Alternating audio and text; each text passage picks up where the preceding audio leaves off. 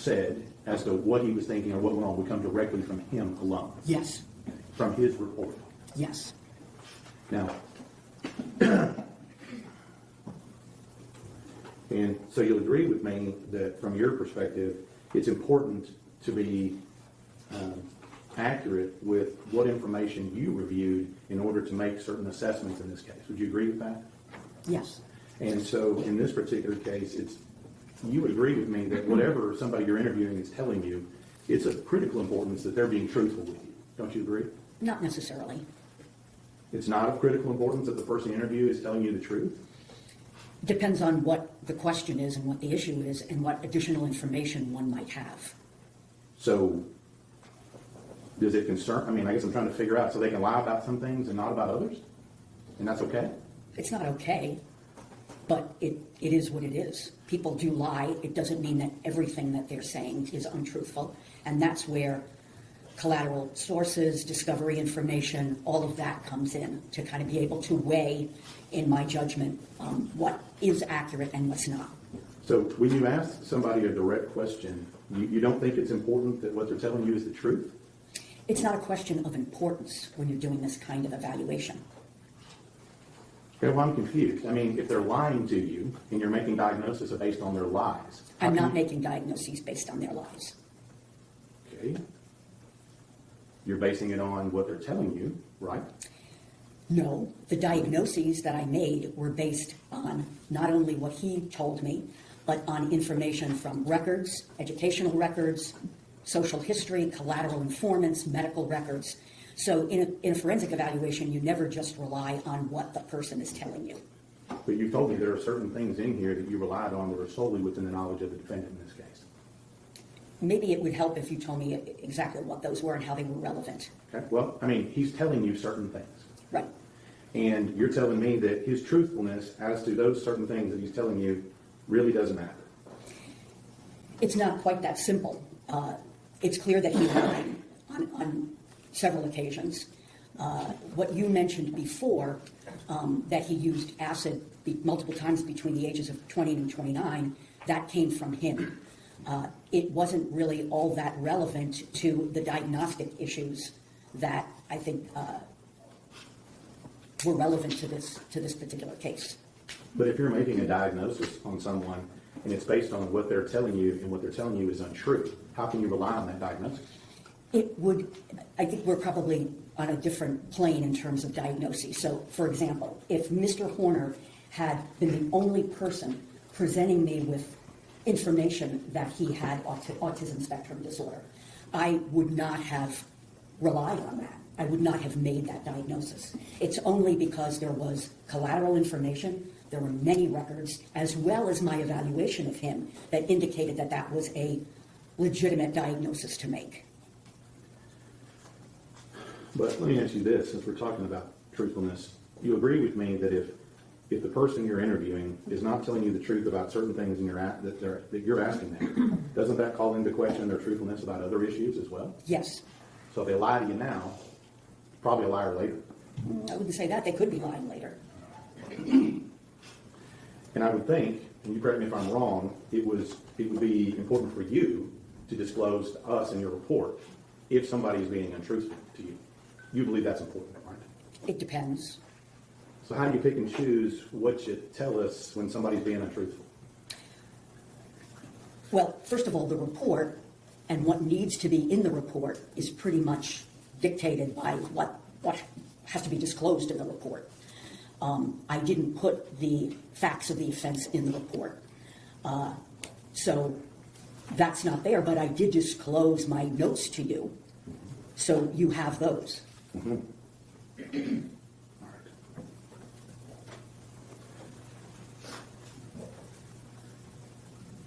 But what you're saying is, and what I'm trying to get here is that you picked and choose what you put in your report. You left some things in your notes, and you put some things in your report. You made those decisions.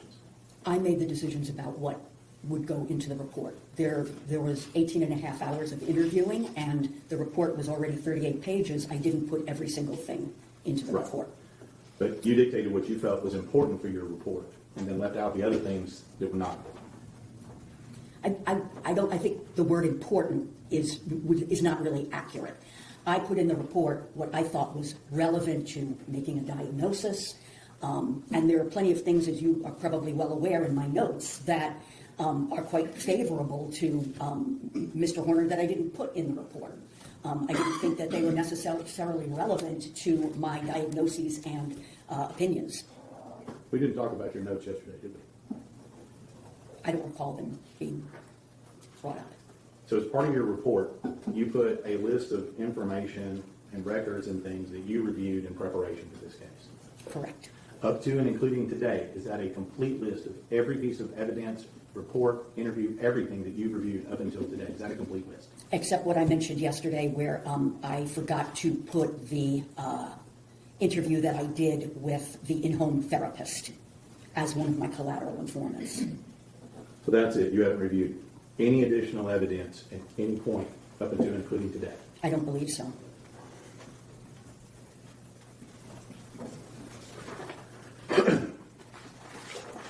And I was a little confused yesterday. We talked a little bit about your bill, and you said something about it goes to Ohio State, something like that. It sounds like if we add together today, your bill is close to $100,000. Would you agree with that? Yes.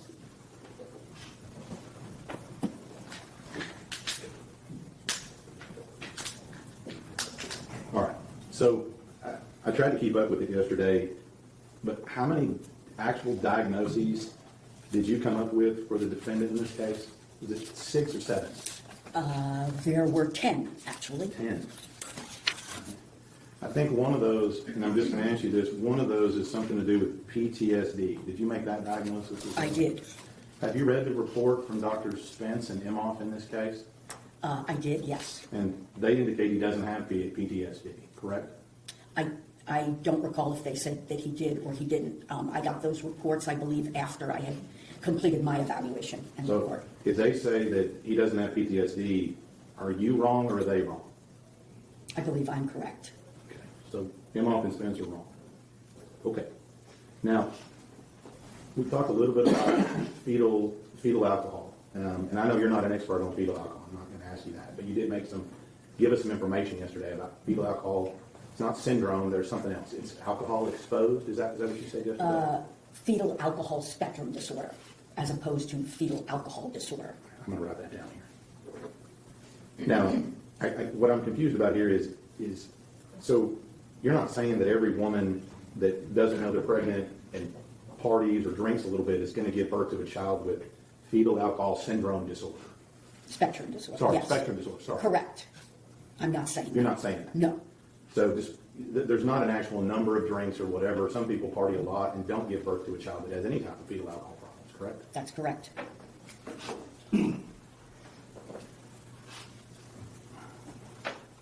You mentioned something, and you made a statement yesterday that your diagnoses went to show how Mr. Horner came to be the person he is. Is that an accurate quote? Yes. But in this case, let me just ask you, a lot of stuff that we had in this case was covered by pretty much all the diagnoses you gave. For example, you said he wasn't able to handle stress, right?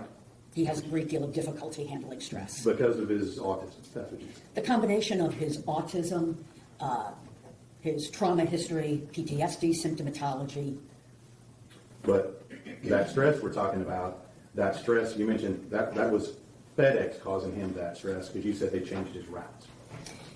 No, that would be too simple an explanation. I mean, the architecture of his brain is such that these kinds of stressors cause him to become very emotionally dysregulated. Well, let me ask you again. The stress that you referred to and you listed out was something to do with his work-changing stress, correct? Yes. And it was something to do with his girlfriend at the time and whatever was going on with their child. That was one thing. So I'm just giving you some examples here. That was something else. Yes. Correct? And that essentially that these were all things that were happening in his life, right? These were life stresses for him. Yes.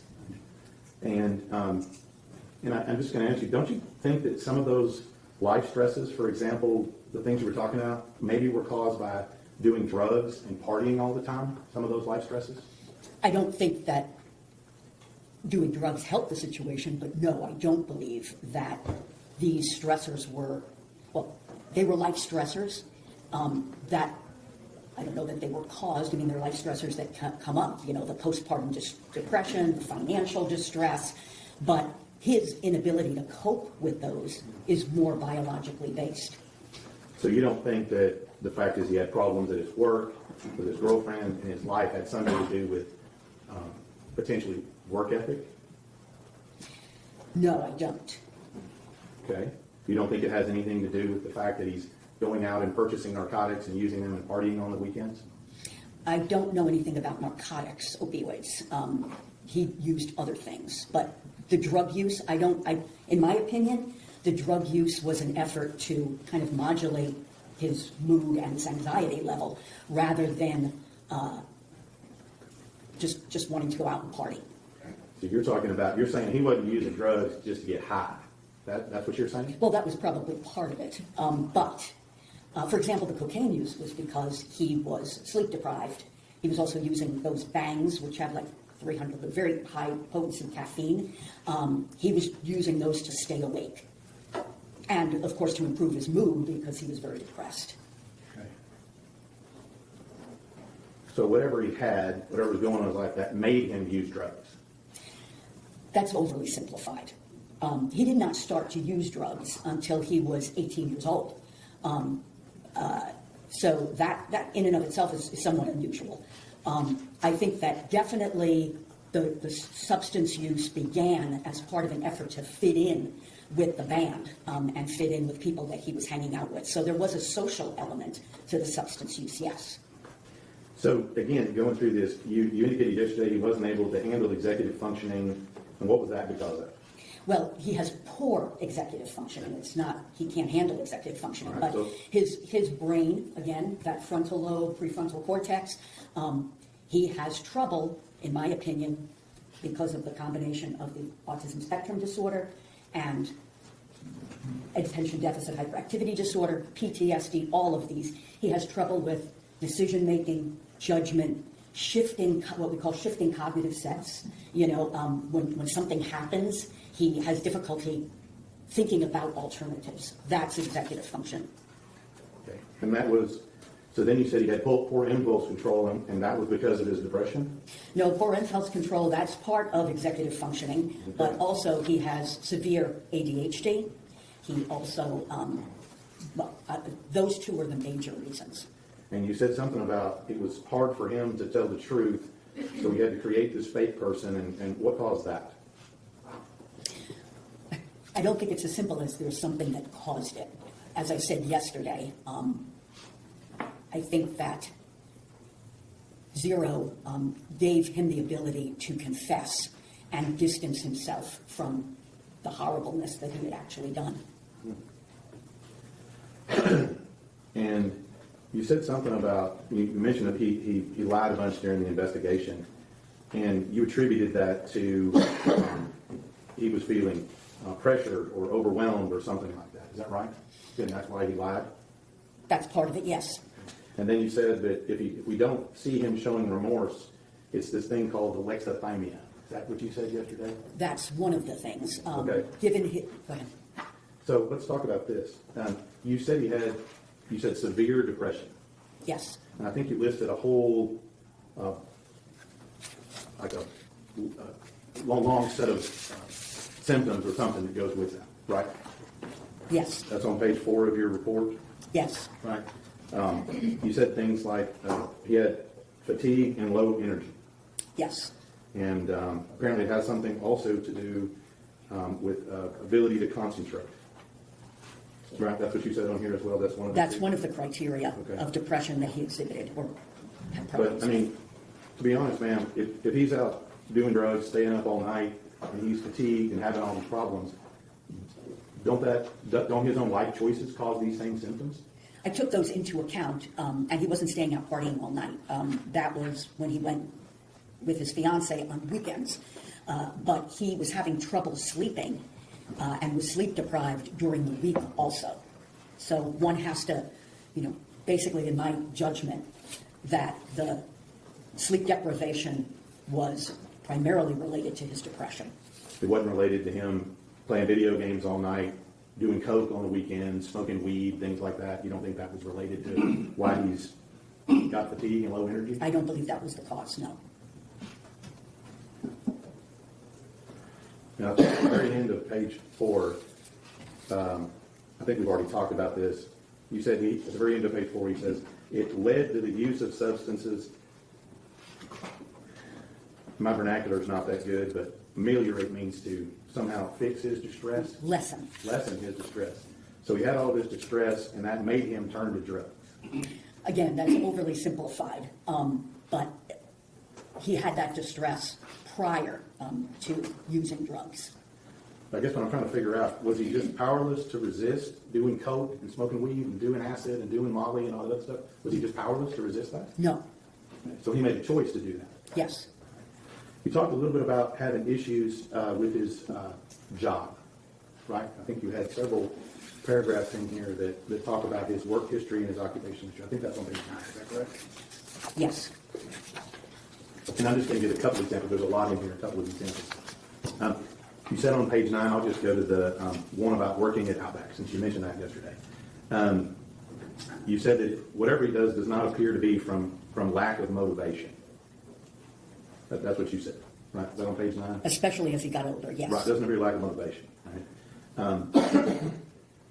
And then let me go to your notes here. How many pages were your notes? I don't know, I didn't number them. Okay, you didn't number them. There's amount approach? Yes. If I told you they were 140 pages, would you disagree with me? No. And I'm going to show you. Can you just look at those and see if that is a representative of your notes? Yes, they're mine. Okay, well, hang on to those. We're going to go those. Okay. I did put some tabs on here. Those are not your notes, but I didn't want to have you flipping through all. Is that okay? That's fine. Okay, because they weren't page numbered. Okay.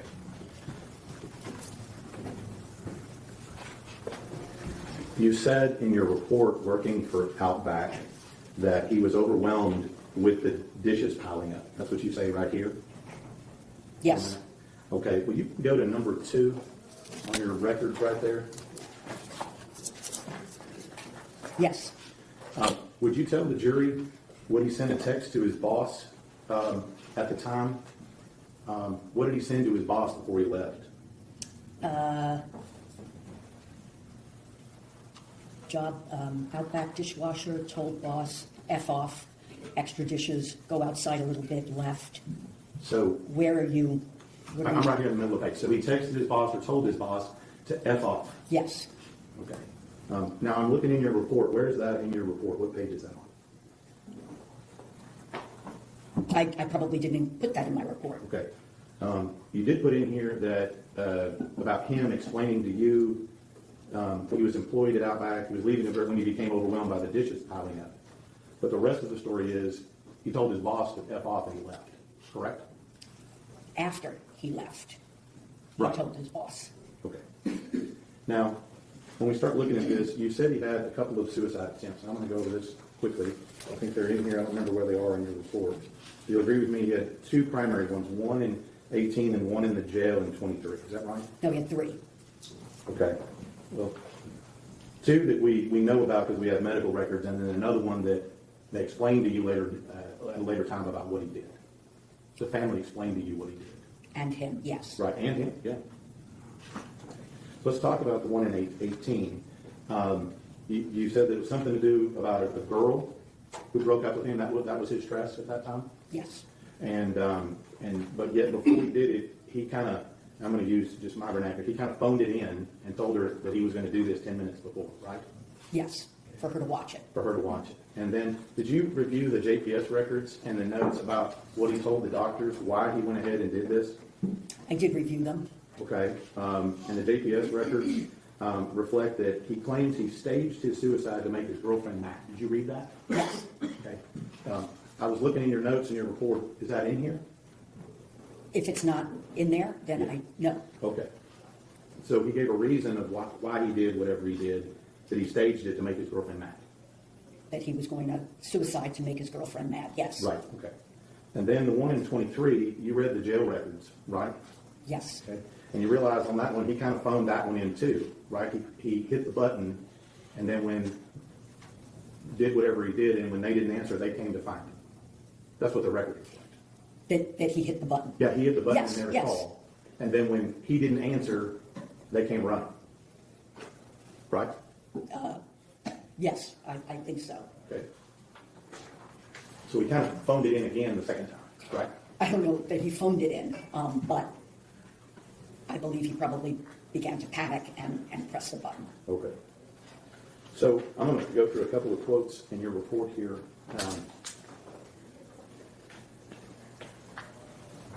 I want to make sure I get this right. On page 5 in your report, I just want to make sure that this is your quote here. It says, the cognitive distortion caused by severe depression leading up to the offense contributed to his already precarious ability to solve problems and deal with stress. That's what you were talking about before, about him having problem-solving issues. Is that right? Problem-solving issues as part of his autism, Right. compounded by the cognitive distortion of depression. Yes. Right. That's one of the things, he had a problem, an issue with problem solving, right? Yes. Okay.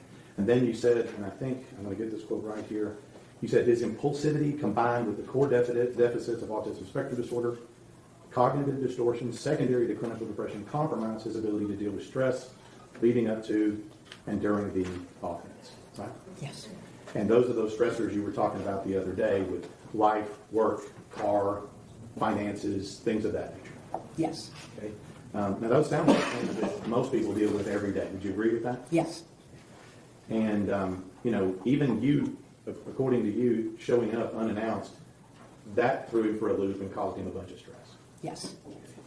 So his reaction, due to his autism spectrum, I'm going to get this right here because it's not additive, it's compounding, right? That's the word you use, am I getting Yes. that right? Okay.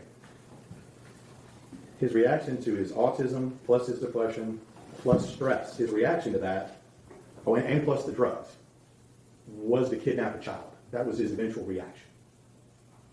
All those things put together, that was his reaction, was to kidnap Athena Strand. The precipitant was panicking because she saw him snorting cocaine.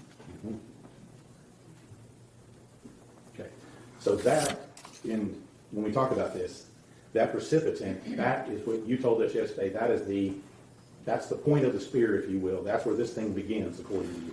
Yes. That's where the catastrophe begins. Yes. And so, according to you, if there is him, if he doesn't see him, or she see him snorting coke, none of this happens. Yes. That's what you're saying? my opinion, yes. Okay. Now, you said you used a term, and I want to get this correct here, a precarious ability to solve problems. That's what you wrote in here. Yes. Now, correct me if I'm wrong, but he didn't have any problem solving the issue of how to get rid of the body of the child he just murdered, did he? No. He didn't have any problem solving the issue of how he was going to keep access to his crime scene the next day, did he? I don't know what you mean by that. Okay, I'll tell you about that. You understand that he manipulated the scene and he manipulated other people so he could keep the van in which he murdered Athena in the next day. That wouldn't surprise me, but I didn't know about any manipulation. Well, I mean, you understand that, one, he was in the same truck the next day. Yes. And you understand that the reason why he was in the same truck the next day because he called his boss, lied to his boss, and said he'd throw him up in the truck. Oh, yes. And he needed that. You remember now? Yes. So he manipulated people, his boss, family, and other people to keep his crime scene the next day. Yes. And drove his crime scene around the next day, correct? Yes. So he didn't have any problem solving the issue about how he was going to keep access to his crime scene the next day. He didn't have any problem solving issues with that. Correct. And he didn't have any issue solving the problem about how to create this whole lie about backing into her and all the details about that. He didn't have any problem solving that issue, did he? I don't know problem, but he lied about it. Yes. Well, I mean, he created a very detailed scenario of exactly what he did, right? Yes. To solve the problem and how to explain why she ended up in the truck in the first place, correct? Correct. So he didn't have any problem solving issues with that, did he? Well, how he solved the problem was obviously very disturbed and foolish, but that was how he problem solved. And did you notice that, whenever he shows up to the truck stop, he was able to manipulate the clerk into giving him free cleaning supplies? Did you hear that? Yes, I don't, but manipulate, he just asked. Well, in fact, he didn't just ask. He said, do you want me just to kick this out on your concrete, or do you want to give me free cleaning supplies? That's what he said. So he manipulated the clerk to give him free things so he wouldn't have to purchase anything. Okay, Is that correct? yes. And purchasing things leaves a trail, doesn't it? I didn't think of that, but there were so many things that he did that left a trail, so I wouldn't see that as particularly critical. And you understand that he's doing these things, these problem-solving type actions, within 10 minutes of him tossing her body in the water. Yes, It sounds like, to me, that his problem-solving is working just fine at this point, correct? I would say it's not. Well, it sure didn't slow him down, did it? It did not. So, now, we talked a little bit about drug use earlier. And if you'll go to number 1 in your notes there, I think it's on that.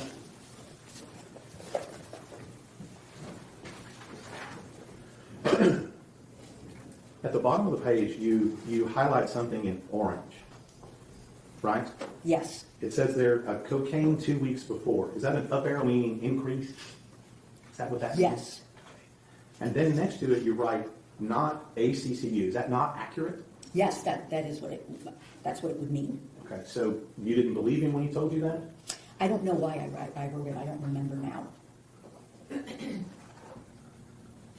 Now, did you put that in your report somewhere? I don't know. Okay. You want to take a look and see if you put it in there? Are you saying it's not in? I'm asking you if that particular bit of information about his drug use in the week before is contained within your 38-page report.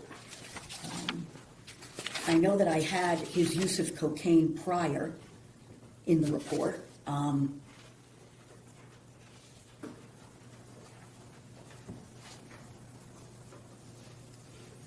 I have down Mr. Horner had not used cocaine for about a month prior to the offense, but on the day of the offense, he was exhausted and anxious and used cocaine several times in the hours leading up to the offense. So I'm not sure why I have down not accurate, if it may have been that I had a collateral source that said he didn't have access to it or what. I don't know. So you don't know and you don't remember. I don't. Now, the second thing you said here when you're talking about this cocaine story he told you was that you said where did he tell you he got the coke?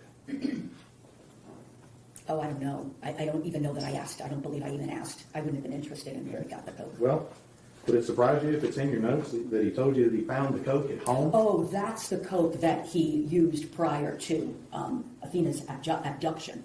I thought you were asking me who his supplier was. No, I'm asking you, and I'll clarify here, on the day of the offense, what did he tell you where he found the coke on the day of the offense?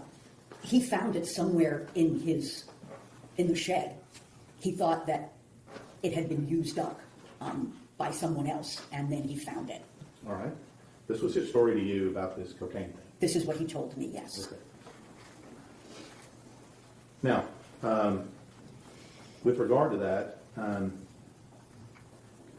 he just said he found a bag of coke in his house, essentially. Something like that. Okay. Now, in part of your report, you said that the intoxication on the coke at the time of the offense contributed to his impulsivity and his impaired problem solving. Is that what you said in your report? Yes. Does that sound accurate? Yes. We've already talked about his problem solving. You'll agree with me that at or near or after the crime, his problem solving was working just fine. Right? Again, I don't think his problem solving was working just fine, but he was solving problems as he saw fit in the way that he solves problems. Right. I mean, he was solving problems to cover his tracks. Yes. He was solving problems as to how he was going to explain things to everybody else. I don't know that he was doing that at the time, but clearly that was happening afterward, after he was brought in. Right.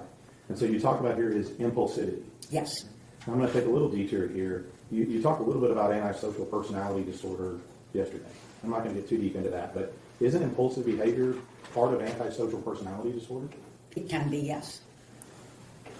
Now, you watched the video of the abduction and the audio. Did you listen to the entire thing, the Yes. entire hour? Yes, Okay.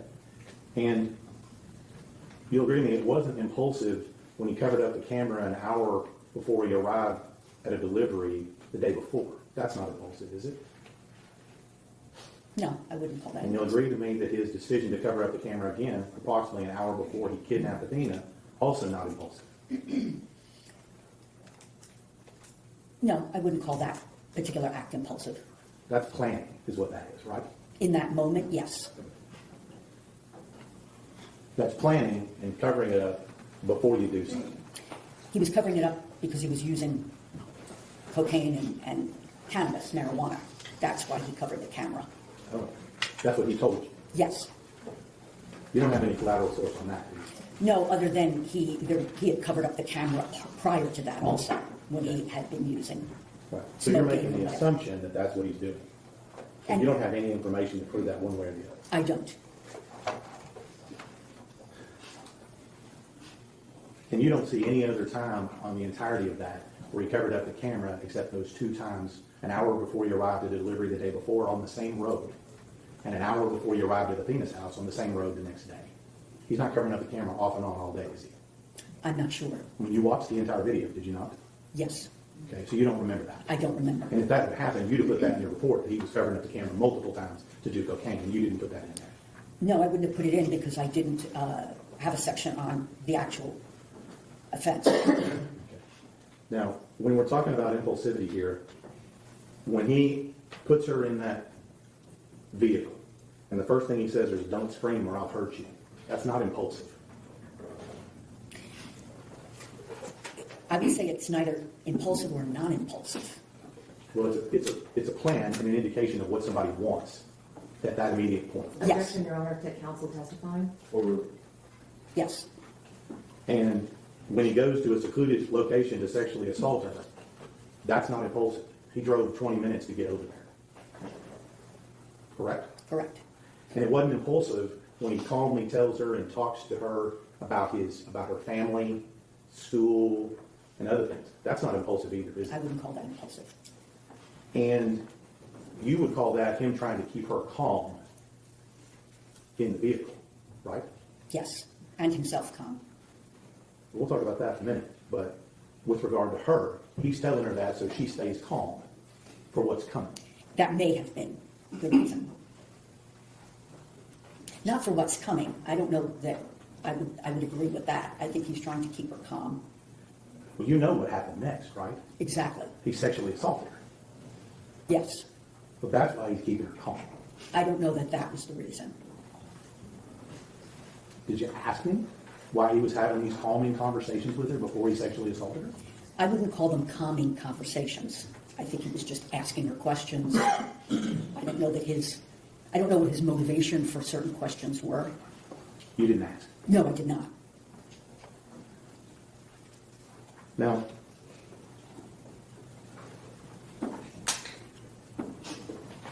you'll agree with me that what he did in this case, this was intentional, correct? Yes. And there was no meltdown, head banging, or anything of that nature during the entirety of this audience, was there? I think he was emotionally dysregulated, but I didn't see any evidence of head banging or anything like that.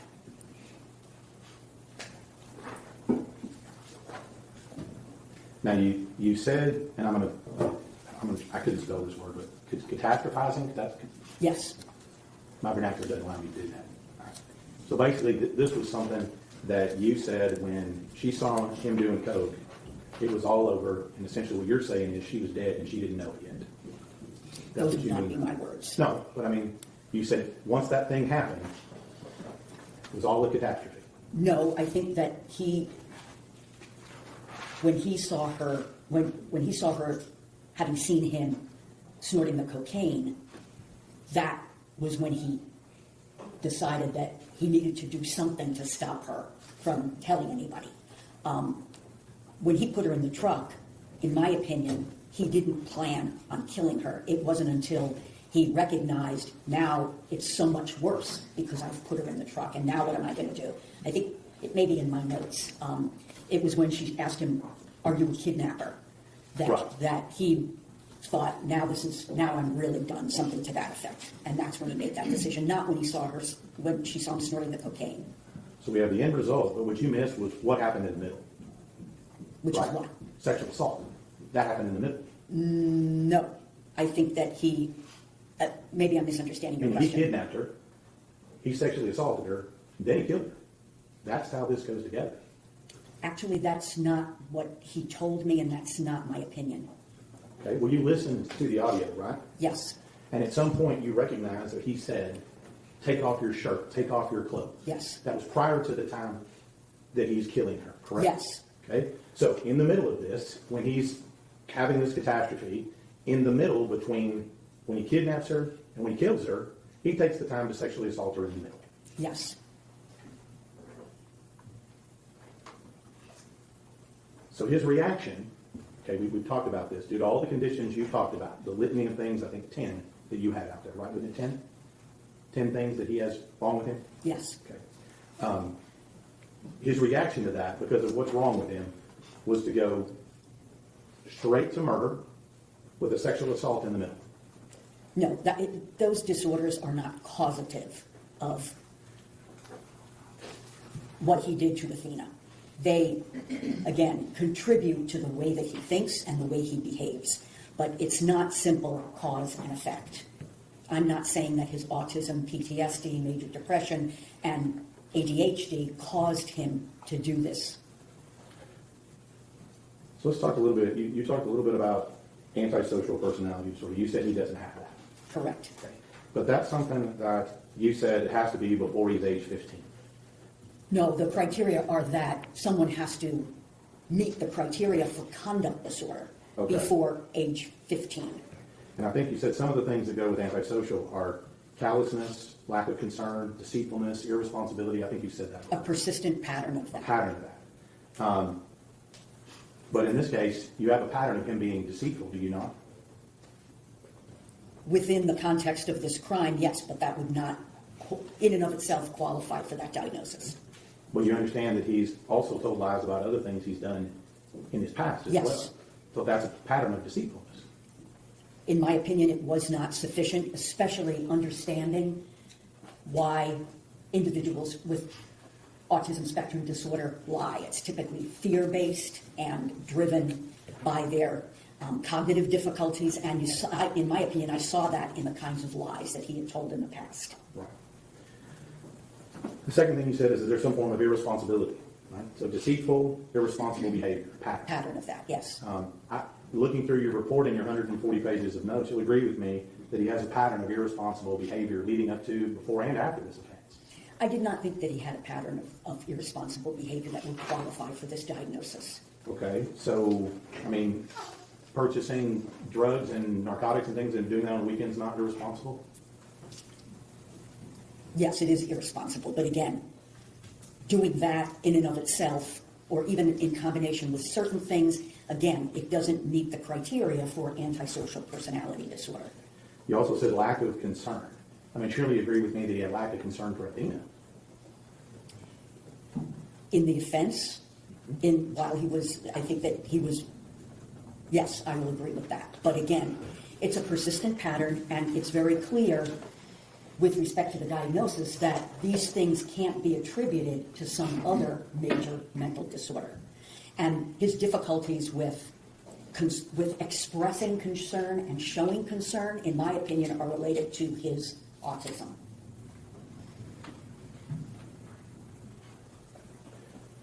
Now, the last thing on here is some form of, you said, callousness, right? Yes, I mean, you'll agree with me that he was extremely callous with the way he treated Athena.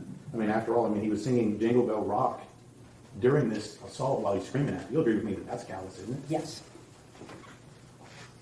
I mean, doesn't some form of antisocial personality explain why he has such a clear disdain and lack of regard for this child? In my opinion, no. You relate it to these other conditions. Yes, Now, you talked a little bit about, I'm going to get the terminology right, pedophilia disorder, pedophilic disorder? What's the right word? pedophilia, or either way, pedophilia. All right, I'm going to use your word. I think it's pedophilic disorder and DSM-5, same thing.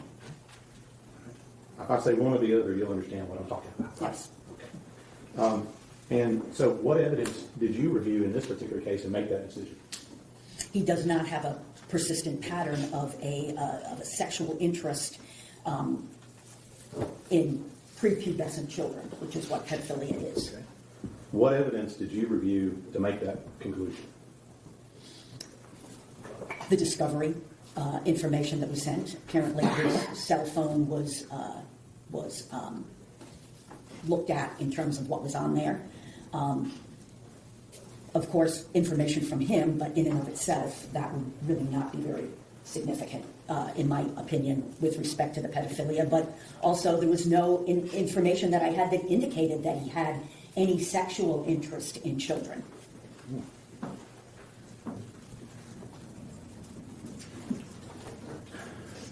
Now, you understand that there's allegations that in his early to mid-20s, he had sex with two 16-year-old girls, correct? Allegations, yes. Okay. And one of those, I think you put in your reports, something about her being drunk at a party. Is that correct? What page are you? So I'm asking you. Do you remember that being? in your Yes, I report? remember that him telling me about that. And this comes directly from him. There's no other collateral sources. This is just directly from him. I believe it was directly from him, yes. Right? And what I'm going to, let me just guess here.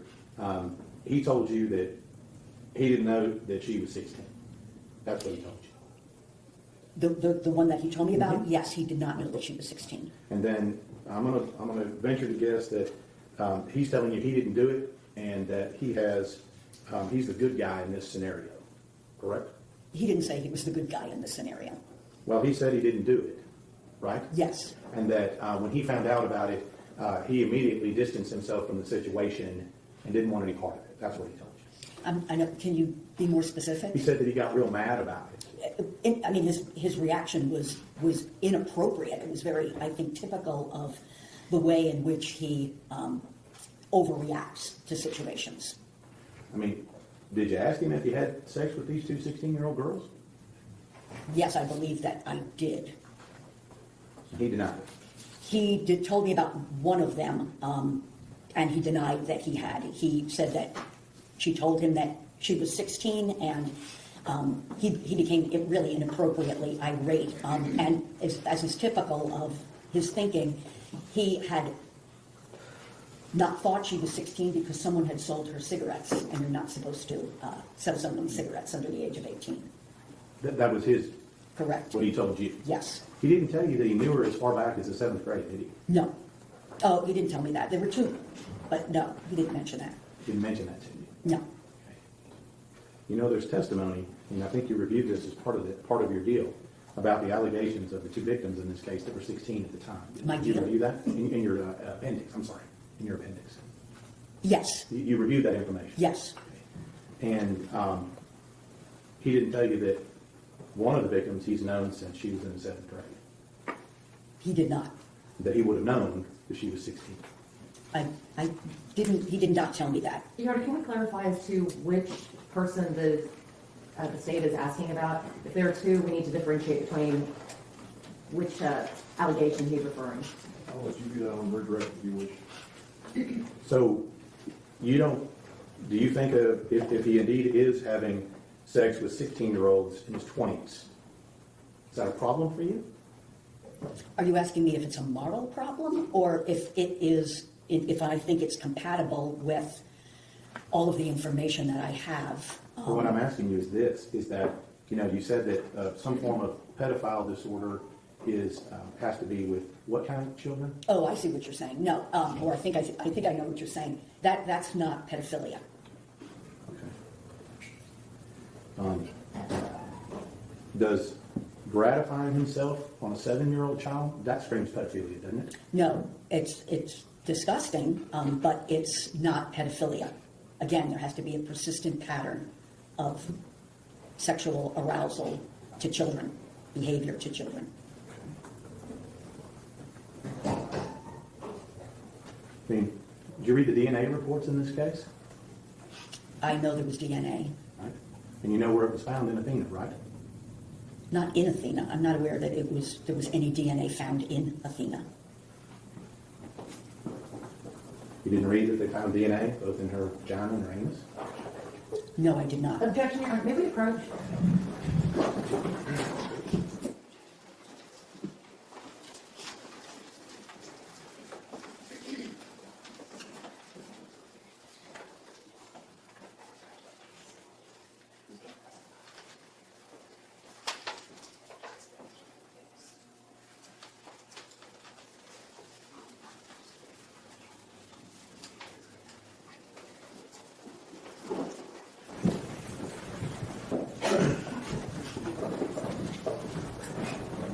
Mr. Taylor, you may proceed. Thank you, Your Honor.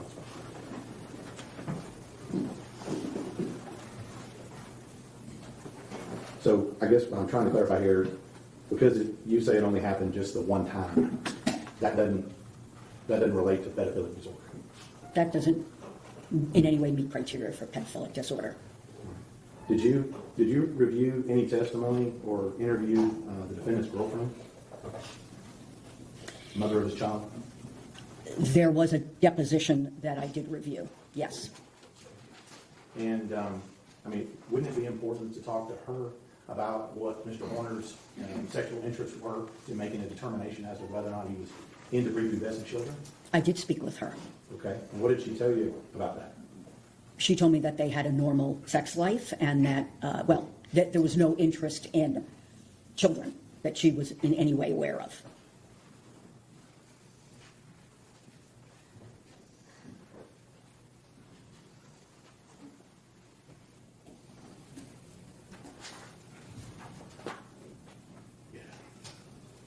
Now, I want to make sure I get this accurate here. You indicate that we talked about his difficulty in planning, and I think you also said he had difficulty linking actions to consequences. Is that right? That's what's in your report? Yes. Okay. And that he had impaired moral reasoning. Yes, But I think we've already talked about, he knew enough about linking actions to consequences to cover up the camera on the day of the murder, right? yes, And he knew enough about linking actions to consequences to cover up the inside camera when he was going to sexually assault her.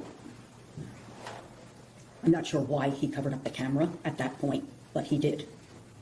I mean, objectively, the inside camera, when he covers it up, prevented us from seeing exactly what he did, correct? Yes, So that's actions and consequences. could be. I mean, he covered up the camera before assaulting her. Same with him cleaning up afterwards, right? That's actions and consequences. Yes, So he understands that. Now,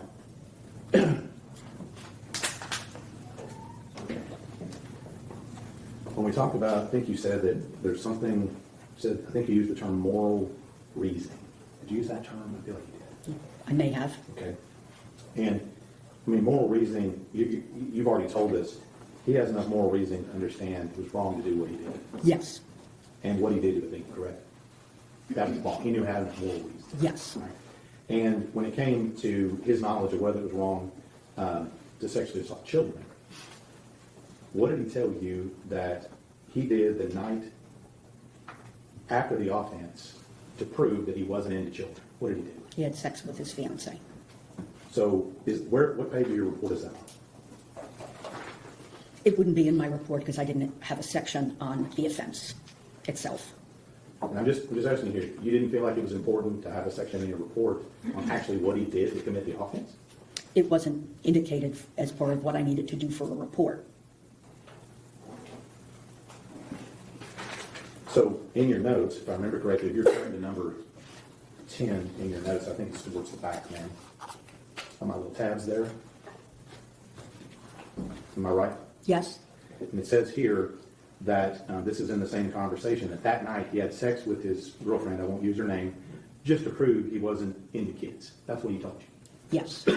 Well, I don't know those were his words. I was pressing him to find out more about any prior interest in kids, and that was something that he told me. Right.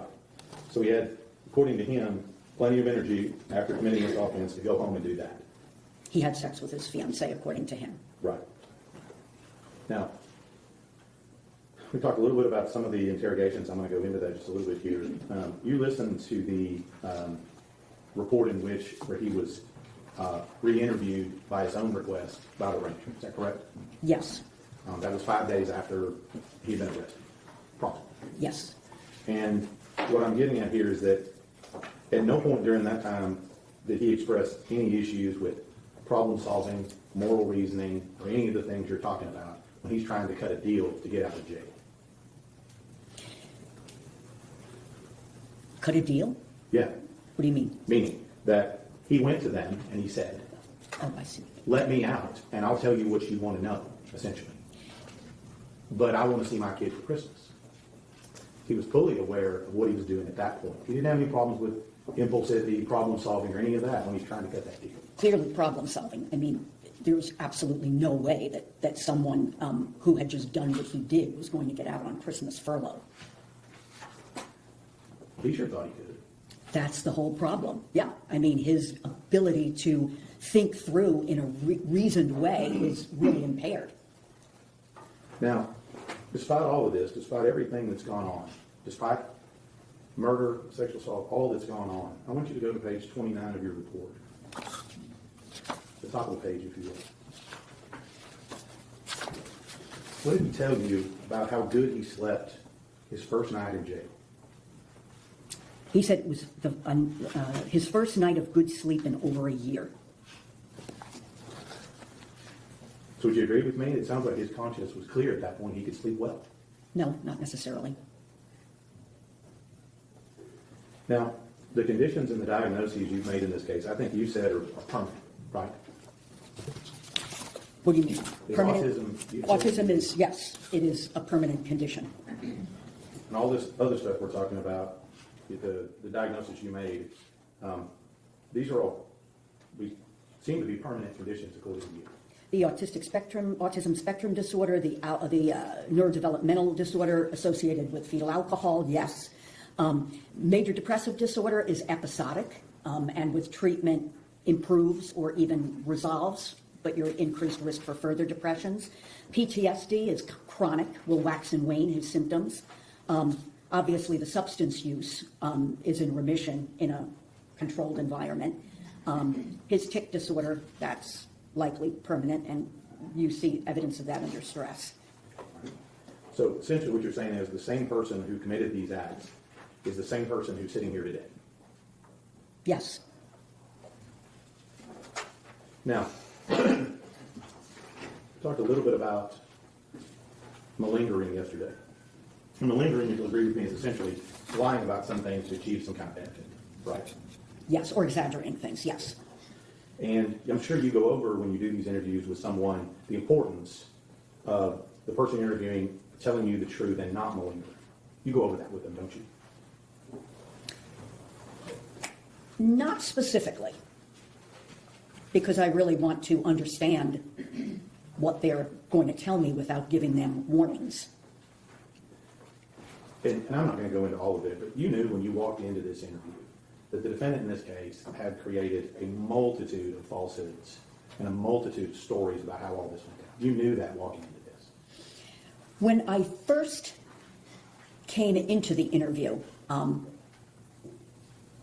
I don't believe that I can't remember what I actually had reviewed, the extent of what I had gotten to review, but I wasn't fully aware of all of the lies. Well, you know now. Yes. Right? The full extent of it. And you knew some of it, right, walking in the door to meet him for the first time.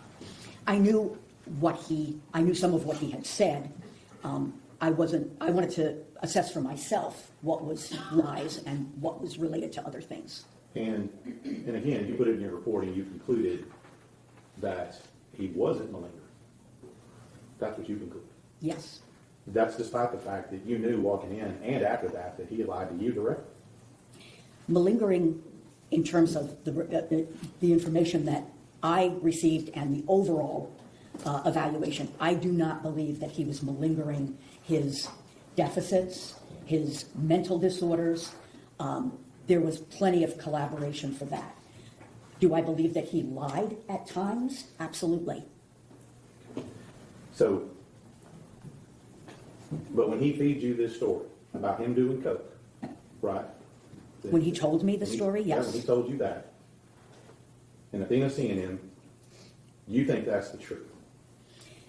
Yes, because it fit with the other information that I had and with collateral sources too, as opposed to these other things that he had said that didn't make any sense really. Well, it fit his narrative as to why he covered up the camera, correct? What do you mean it fit it? Well, it made sense that that's why he covered up the camera. Yeah. It made to you where it explained why he covered up the camera. This new story about this. Yes, That's what I mean by fit his narrative. It makes sense with the story he's already told. along with other things, yes. Right. Well, but the other things are things outside of that. It has nothing to do with the vehicle, the truck, anything happened that day, because you said that report of him doing coke, the only place it came from was him. Yes, And the only place that story about Athena seeing him doing that is only from him. that's right. So you don't even know if that's not another lie, do you? No, And it's a good chance it could be just another lie like everything else. in my opinion, it's not. So despite all the other massive amounts of untruth, you grab this story and say it's true. I think that's a little bit of an oversimplification. After all that I reviewed, after spending many hours with him and talking with other people too, I think that that is the more, to a reasonable degree of medical certainty, I think that that is actually what happened. You really don't know, do you? You don't know. I mean, it's coming from the defendant. With 100% certainty, no. So let's talk about this. You asked him at some point what he did to murder Athena, did you not? Yes, And again, you said you didn't put that in your report. no.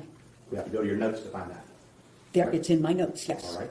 And I want you to go to the little section on there. I think it has a green tab on it. There's several things in that area I want to ask you about.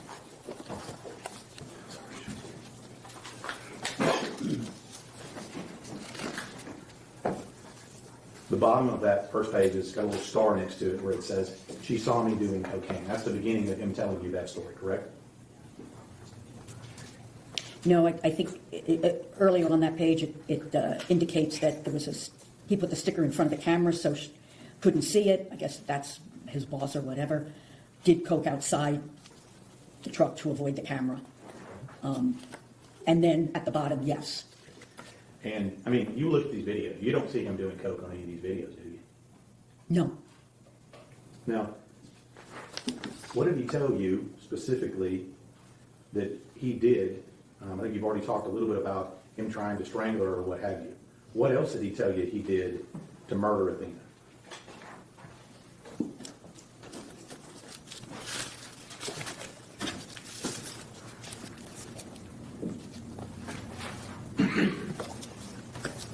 Can you give me a minute? I think if you go to number 6. I think I have them in my notes too. It's more than one page, so I want to make sure that, Just to clarify, do you have a different set of notes? no, I have the same notes. Same. I'm hoping that you copy them exactly. Let's see. Okay. How marked it is number 6 on mine? Number 6, it's not the green? No, I had actually marked a specific section I'm going to ask you about. Okay, so number 6. 2514. I don't see a 6 tab, I'm sorry. Well, at the bottom of one of these on here, what does he tell you that he did to murder Athena? Besides strangle her, try to break her neck, you've already talked about. Okay, he tried to kill her by breaking her neck. Right? Then he choked her. Okay. She was still alive after he choked her. You could hear her breathing. He did another line of coke. Okay. I'm going to move you to the bottom of that page. Where it says, does it say something like he stopped by her cheek? Was that where that begins at the bottom of that page? Is that your words? Or creek. Stopped by creek. I'm not sure. Could be cheek. I don't think so. That doesn't make a whole lot of sense. Okay. Stopped by creek, and he didn't use this term, I did, physical blows to the head with his fist and feet. Okay. So he told you that he used physical blows, whatever his description was, with his fists and his feet Yes, to Athena. yes. So what specifically did he say he did with his fists? I don't know. I don't recall. I mean, you understand this is the first time he's mentioned and admitted to using his fists and his feet. I don't know about that. I mean, you read all the documentation, right? Yes, Do you find it anywhere else in there besides right here? no. Okay. So with that, did you ask him what he did with his fists? I don't think I needed to. I don't know if I did or not. I mean, it's not, you don't think it's important to know what exactly he did with his fists to beat somebody to death? No, I don't. I mean, you're making an assessment of all of this stuff and giving us a report, but what he actually did in the offense, I mean, are you telling us that's not important? I think there's sufficient information to know what he did in the offense. We know what he's lied about doing in the offense, right? In terms of the interrogation and these other things you mentioned, yes. But you didn't ask him, or you don't remember what he said he did with his fists, He beat her with his fists. okay? Is that what he said? Yes, these are my words. Okay, well, what are his words? I don't recall, but what it came down to was that he beat her with his fists. Okay. Now, what did he tell you he did with his feet? Kicked her. Kicked her. That's what he said? Yes. Specifically? You've seen the autopsy photos in this case, have you not? Yes. Doesn't that explain why we have a tread-like pattern on her face? Objection, Your Honor, that calls for speculation and is outside of her expertise. Sustained.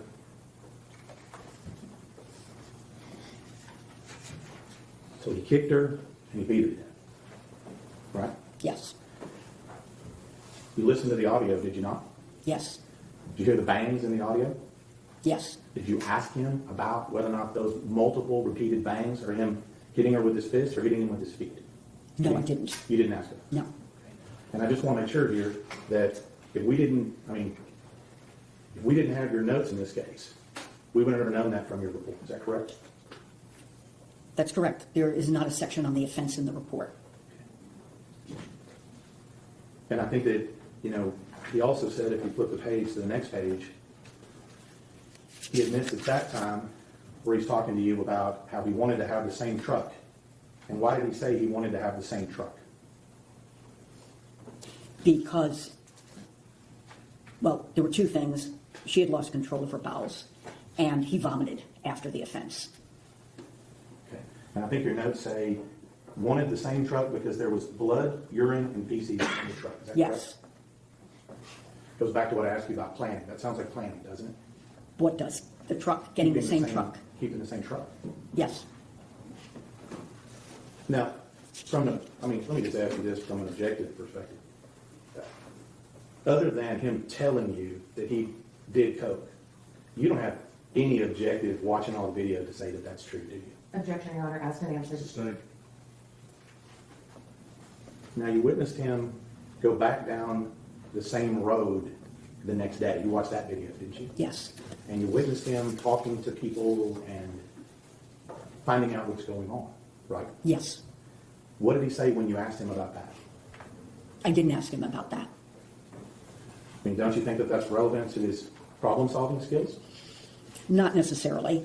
I didn't have, number one, I didn't have that. I don't believe I had that at the time that I interviewed him, and I don't think that that's not incompatible with his autism combined with his trauma history.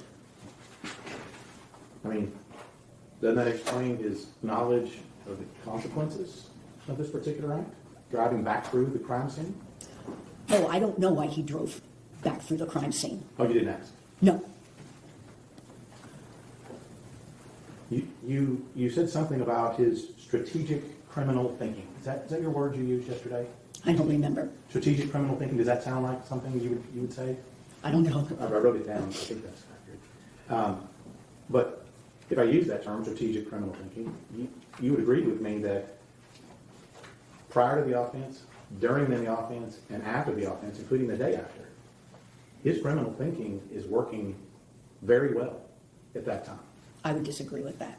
I mean, he planned for it. You agree with me with that, correct? He didn't plan for it over a lengthy period of time. After it happened, he began to, as I say, kind of catastrophize and had very poor problem solving and planning. Let's talk about sexual assault in this case. You heard him, and I think you mentioned it in here, where he told her to take off her shirt. Did you hear Yes. that? You heard him say, take off your clothes. Yes. What did he tell you he did with her clothes? His clothes or her Her clothes? clothes. I can't remember what he told me he did with with her clothes. So up until this point, and including with you, he denied doing anything sexual to her multiple times. I don't know about multiple times, at least once he denied it. And now I think you, if you go to number 7, I think it's number 7 on my notes here. In your notes, you indicate 7. Actually, yeah, 7. Sorry about my handwriting on the notes there.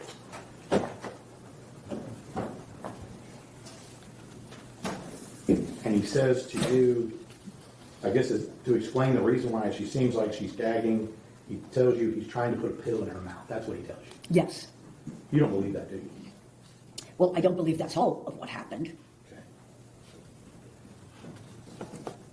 What do you believe all of what happened? I believe that he was attempting to have her perform oral sex. Anything to do with that comes from him again, does it not? Partly from him, but more from my interpretation of the video and what I heard. And so you've told us a couple of times, so this information he gave you about the pill and the other thing, that's only found in your notes. I'm not even sure. That's right. There is no section on the actual offense. So he says to you in your report, he exposed himself to her, Yes. and that he also masturbated as well at the time, He attempted to. according to him. Yes. And when you challenged him with all that and said, hey, I don't believe you, what did he say? I don't remember exactly what he said in that moment. At some point, he admitted to what he had done. But his statement is he tried, but he didn't actually do anything. He couldn't get an erection. What did you ask to follow up with that? I don't remember. Now, you had a little bit, you talked about future danger yesterday. Remember talking about that? Yes. I mean, when we talk about prison is really the definition of chaos, isn't it? It can be. And prison's really the definition of stress. It can be. It depends, especially, obviously for a neurotypical person, it would be very stressful. And change in prison is not determined by the inmate. It's determined by the prison system, correct? Change. Any changes as far as location, cellmate, any of that is all determined outside of the inmate's consent. Yes. And Matt, let me just ask you, you don't really think that there's no drugs in prison, do you? No. And in this particular case, you realize that prison, I think you said, offers some structure. They eliminate certain weapons and things like that in prison, right? Yes. But in this case, you'll agree with me that Mr. Horner, he carries his preferred weapons with him everywhere he goes, doesn't he? His preferred weapons. Well, he beat her to death with his fists. Those go with him, don't they? He will be having his fists with him in prison. And his other weapon of choice to murder Athena was his feet. Those go with him, don't they? Yes. And you don't disagree with me that Mr. Horner has the capacity for extreme violence. In that situation, that was the only situation that I'm aware of that he exhibited extreme violence. So he has the capacity for it. You Yes. just haven't seen it again. Yes. And he also has the capacity to victimize someone sexually, doesn't he? A child? A child. Yes. Potentially 16-year-old girls as well. I don't know that he victimized 16-year-old girls. I mean, you would agree with me that having sex with a 16-year-old girl with a 23-year-old male is illegal. Yes. Now, you talked about Mr. Horner's trigger being stress, chaos, with all the conditions you talked about, right? Yes. And in this case, his trigger in this case the end result was a kidnapping and a murder. Correct? Correct. But you still say you believe he's going to be prey, not predator. Yes. Now, if I'd asked you that question the day before the murder, you'd have said the same thing, right?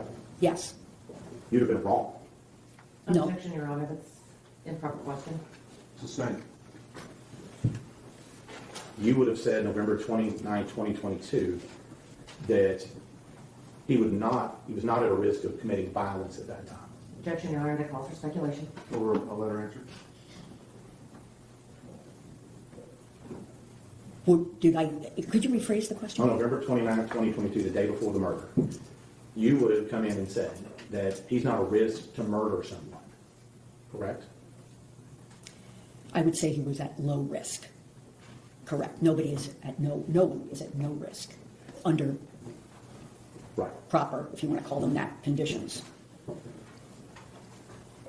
And you would have never concluded that he sexually violated a child the day before the murder, That's correct. because you said he doesn't have these interests. Correct.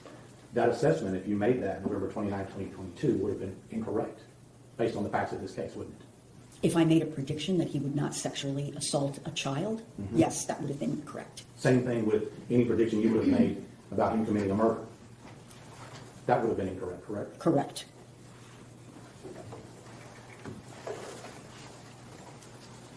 Now, I want to make sure I'm clear with this. The entirety of your report about him catastrophizing, did I get that word right again?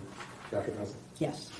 Is based on the presumption of this single act of him seeing Athena, or Athena seeing him doing coke. The entirety of your assessment is based upon that particular act. I wouldn't simplify it like that. Well, let me help you. In this case, anything that has to do with the catastrophe starts with that one single thing. In this case, his belief, somebody had seen him doing cocaine. And everything else that would follow from that. Right. But if that act, what he's telling you, the story he's telling you about her seeing him is untrue, and that is false, then everything below that is also false, correct? I don't know that everything below that would be false, but it would certainly change things. The entirety of your theory that he catastrophized, if that particular story he told you is untrue, like all the other lies he told you, then the whole thing about catastrophizing, all of that fails as well. No, not about catastrophizing. No, that is something that he has exhibited long before the offense. So the But fact in that he this does, case, your theory in this case, though, about what happened on the day of the event is dependent upon that one event. that set it off.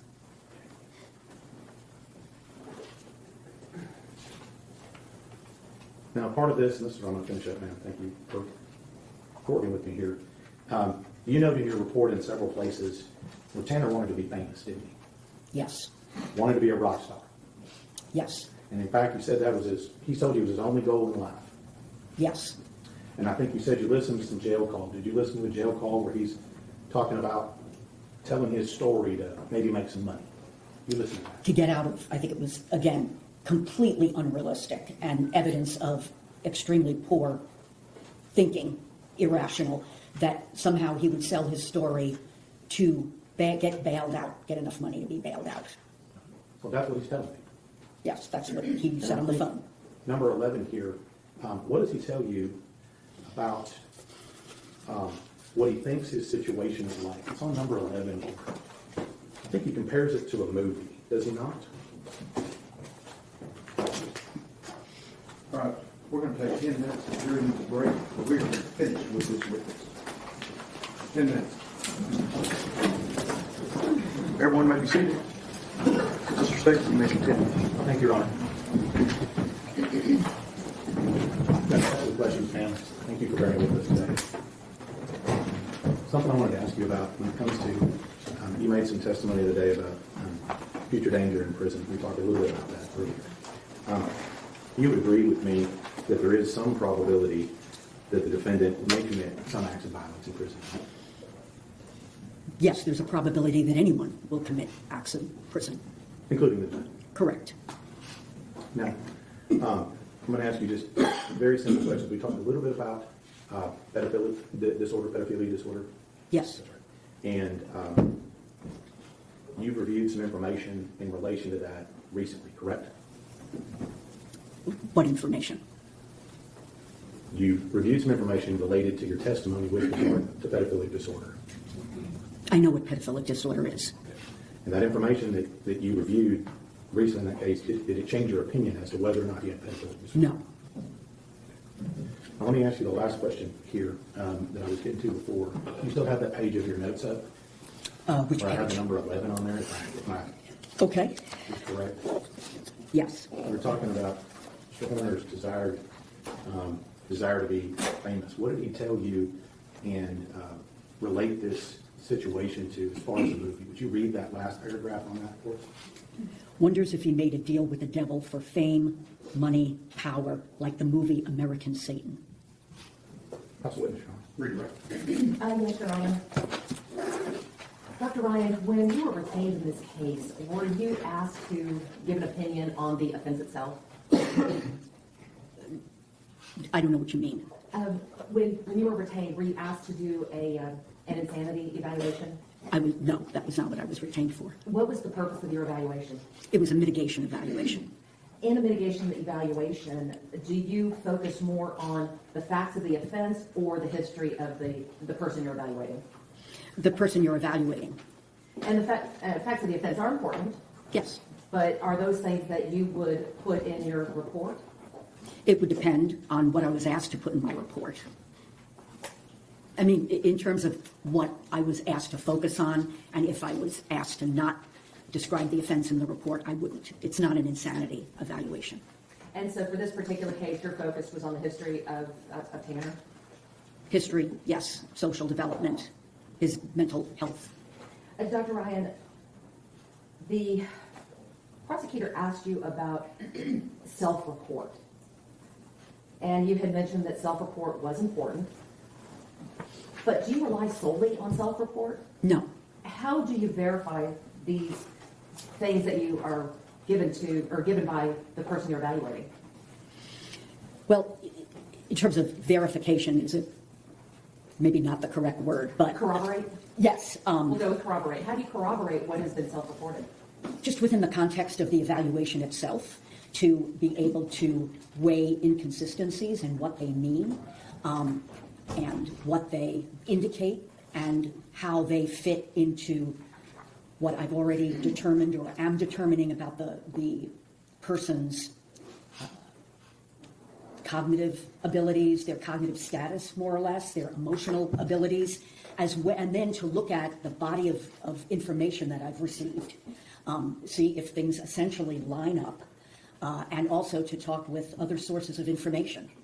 In this particular case, in reviewing all of the records and reviewing all of the discovery that you were provided and the almost 20 hours that you spent with Tanner Horner evaluating him, the collateral witnesses that you interviewed, and you interviewed quite a few of them, did all of that line up with the self-report?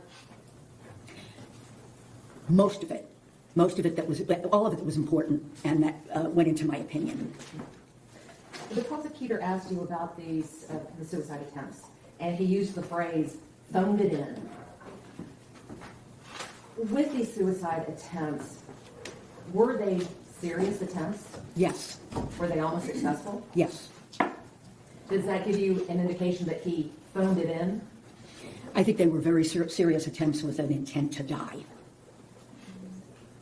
The prosecutor also talked to you about Dr. Inhoff's report and that you did not agree with him on the diagnosis of PTSD. Is it uncommon for different doctors to have different opinions on very specific symptomology? Well, if the doctors are working with the same body of information, there should be that's called reliability. They should be coming to the same conclusion, but especially in a forensic case, this kind of situation, people have access to different types of information. They may not have met with the person for as long a period of time. They may not have spoken with other collateral sources. Do symptoms for something such as PTSD, are they present every time you meet with the person you're evaluating? they're not observable every time. And so if a person doesn't observe it at that time, does that mean it doesn't exist? No. With regards to your report, do you put every detail that you have into the report? No. How do you determine what is relevant and what is not?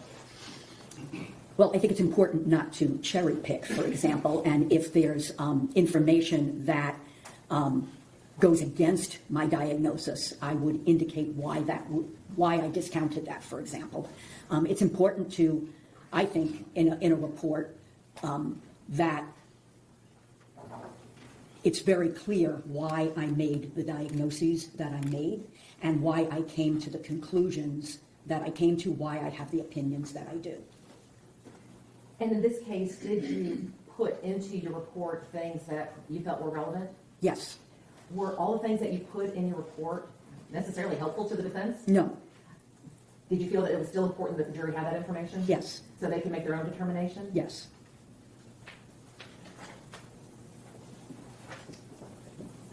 There was a lot of talk about problem solving.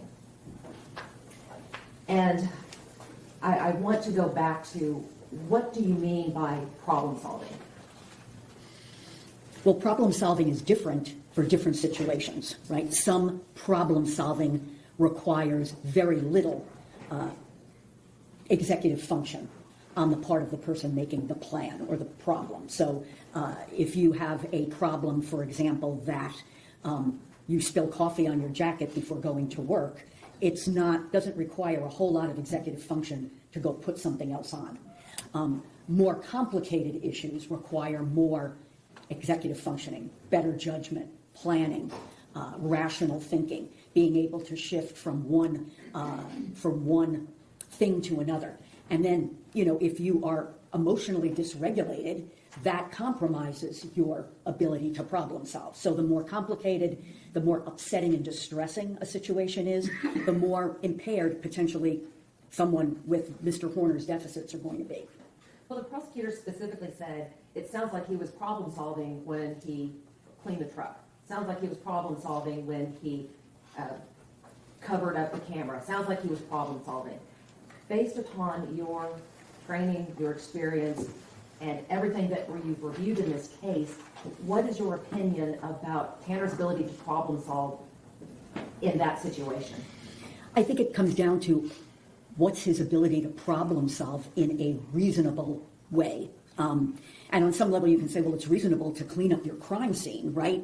But when you look at the totality of his problem solving, you recognize how poor it is. In what way?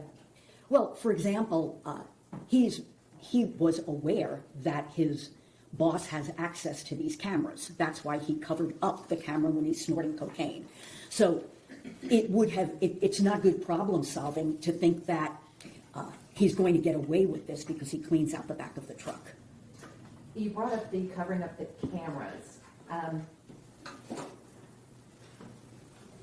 There were a lot of assumptions that were being made about why this may or may have happened, covering up the cameras. So the question I have is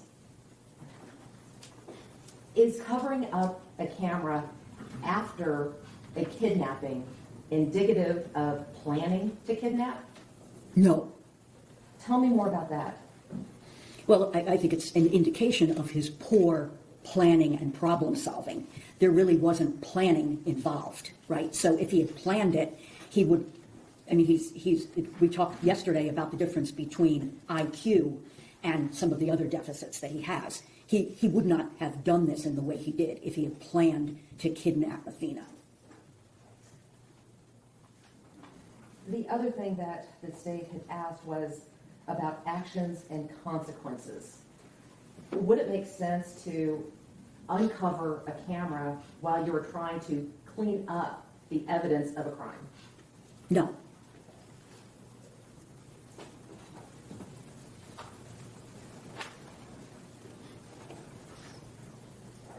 You were also asked about the story of the snorting of the cocaine and him catastrophizing that incident. And you were specifically asked, do you have any evidence that he was snorting cocaine? My question is, do you have any evidence that he wasn't doing what he said he did? No. Which brings up the difference between malingering versus lying. Please explain to the jury what the difference is between malingering and lying. Well, malingering involves lying, but lying doesn't have to involve malingering. So, in my opinion, the lying that Mr. Horner has done has been consistent with the lying that people with autism spectrum disorder do. It's fear-based, basically to avoid getting into trouble.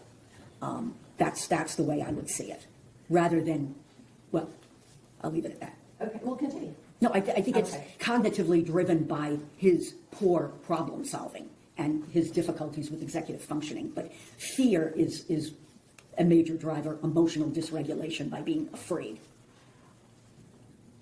Do you take into account the deficits that a person exhibits when determining whether they are malingering versus lying? Yes, And in Tanner's case, did you detect that he was malingering in any way? no, and malingering has to do with fabricating or grossly exaggerating a disorder, for example, a physical or psychological disorder. So lying isn't the same as malingering. So as I said before, malingerers lie about their disorder, for example, to get into the hospital or to whatever. But you can lie without being a malingerer. And Dr. Ryan, there was a lot of talk about manipulation. When we're talking about, let me back up. The state asked you about antisocial personality disorder Yes, and callousness, things like that. Based upon your evaluation, did Tanner meet the criteria for antisocial personality disorder? no, Did he exhibit a pervasive pattern in this case? no. And I'm going to ask you to explain to the jury, what do we mean by a pervasive pattern? A pattern over a period of time. And that's in the criteria for antisocial personality disorder, why you have to have met the criteria for conduct disorder prior to the age of 15.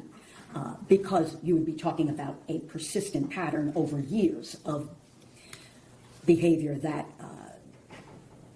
is not only illegal, but is not, defies the rights of others, doesn't take into account the rights of others. So when we're talking about a pervasive pattern, does that mean that it's a one and done? Or if somebody snaps and they do something, does that qualify in and of itself as being a pervasive pattern? It's not a one and done, it's not even a five and done. I mean, you have to have a persistent pattern of this kind of behavior across antisocial behavior, across numerous realms, I guess. Now, with regards to the diagnostic criteria for antisocial personality, does one have to fail to conform to societal norms with respect to lawful behaviors? Yes, And would that be indicated by repeatedly performing acts that are grounds for arrest? yes, Did you find that in this case? no, Another part of the criteria relates to deceitfulness, such as using aliases or conning others for personal profit or pleasure. no, Did you find that in this case? no, With regards to impulsivity and failure to plan, is that something that was present in this incident? yes, and he has been impulsive in the past, too. We talked about irritability and aggression, indicated by repeated fights or assaults. Were you able to determine whether or not Tanner meets that criteria in this case? Yes, and he doesn't. What about reckless disregard for the safety of himself or others? No, What about consistent irresponsibility as indicated by repeated failure to sustain consistent work behavior or honor financial obligations? again, in the criteria for antisocial personality disorder, those things can't be related to another disorder. He does have the failure to sustain employment, but in my opinion, that's due to his autism spectrum disorder. What about lack of remorse? No. So you mentioned that the criteria for ASPD, it sounds like it can't occur in a vacuum. That if it can be attributed to something else, you have to consider that something else as well?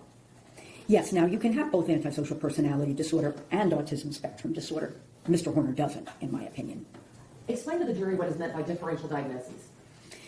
It's the procedure by which physicians, for example, would gradually, they would take into account the symptoms that someone comes in with, and then gradually distill it down based on symptoms, lab tests, for example, to what they think is a group of likely diagnoses. For example, if someone comes in with a cough, that could be a lot of different things causing a cough, right? So then the person tells you that they have blood in their sputum.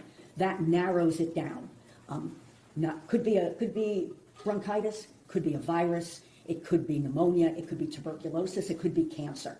So then you do more interviewing and testing to kind of narrow it down to what you think the diagnosis actually is.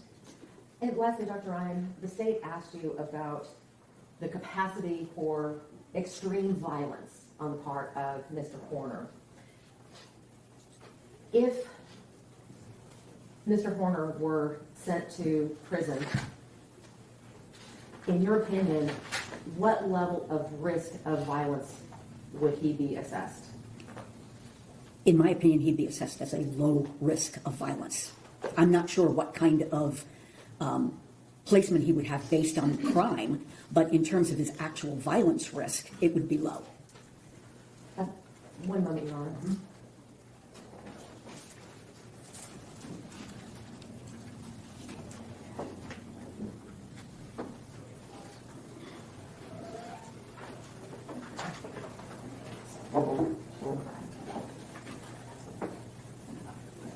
Nothing further, Your Honor. Mr. Stegman? All I'd like to do, Judge, is offer, I think, on Market Estates 309, the two doctors' notes that you've been talking about in this case. And you're offering it for all purposes? Yes. Any objections? One moment.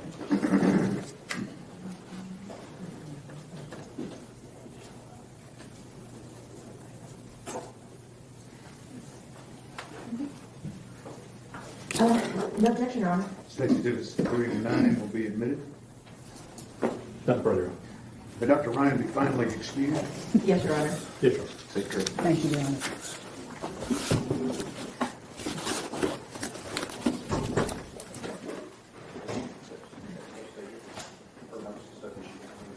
She's got a copy. Who you got next? She should be in the. Okay. This is the first one that was listed on y'all's. Okay. Your Honor, if you want me to step out, right? I'm sorry? Okay, that'd be great. Never mind. Go get her.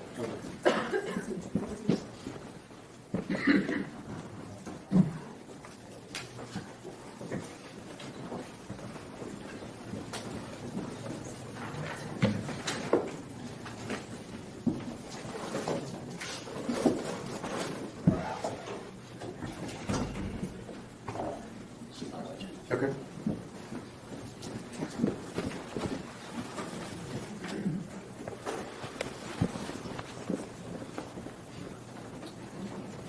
Good morning. Good morning. Please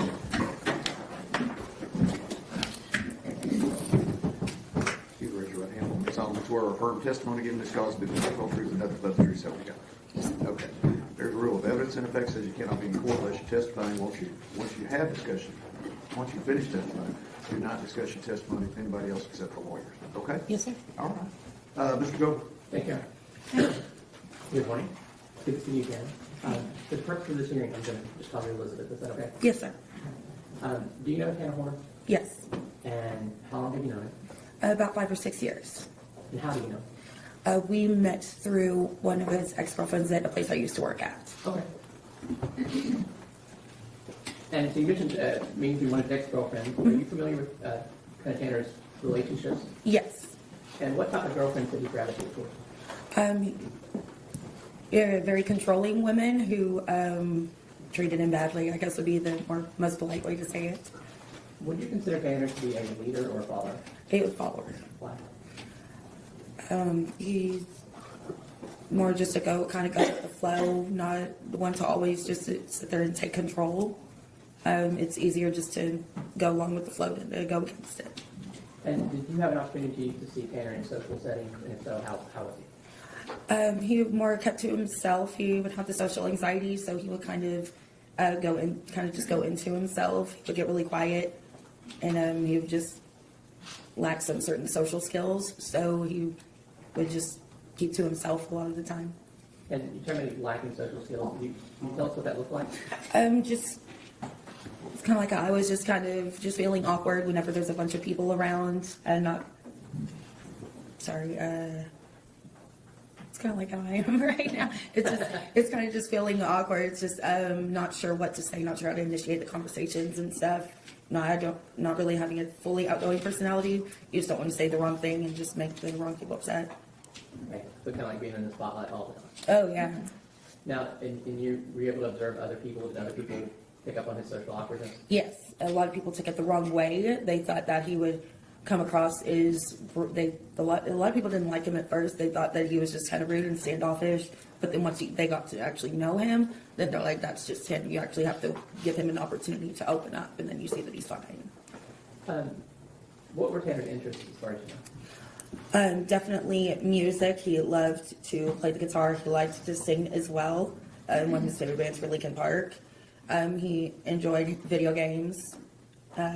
He did like reading as well. Mostly talking about movies and music for sure. Now, in your experience with Tanner, was he ever violent? No, not at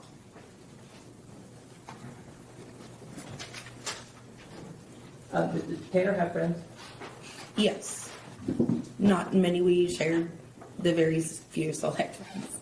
But in your observation and from your opinion, how did he feel about his friends? How did he feel about his friends?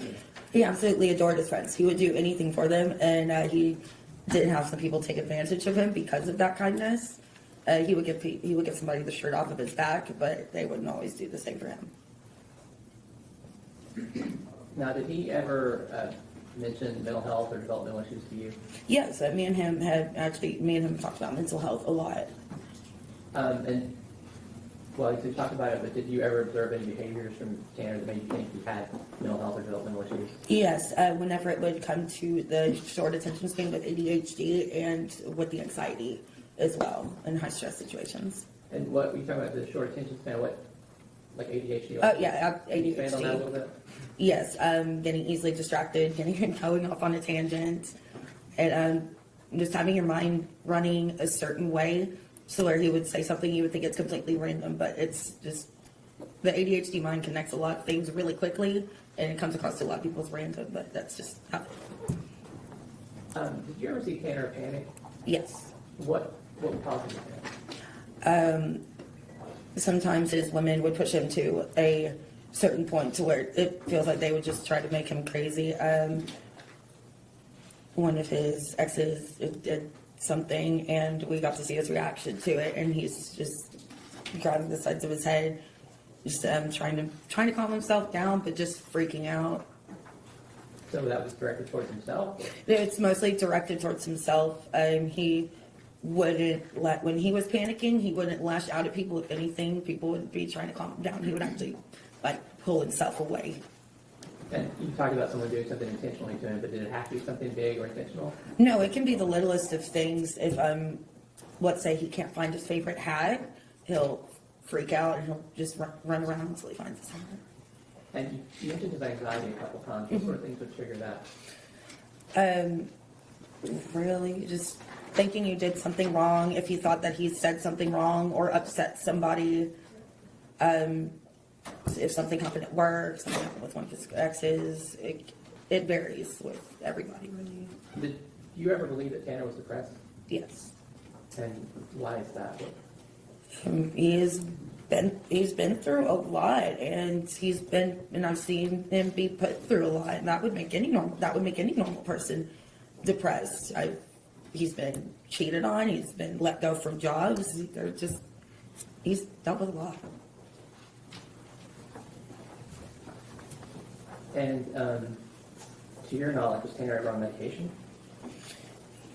He wasn't, but that was because he didn't have the resources to start to get on medication. And before, it's a couple of months before everything happened, he had actually started seeing someone. He had actually started to get on medication. He was on it for about, I want to say, maybe 2 to 3 weeks, but he was starting to get on medication.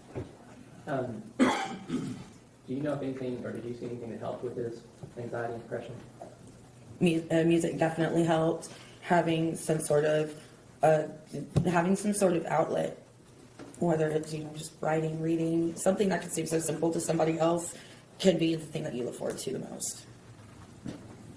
How did Tanner react to fatherhood?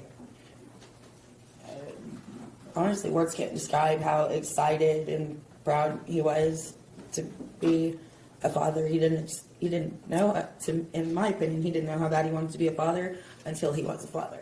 And then everything just changed. So without telling me what he said, did Tanner ever speak to you about his parents? Yes. Did he ever talk to you about aspiring to be a better parent than his son? Yes, but but it wasn't a conversation that came up much. It was something that he didn't always like to talk about.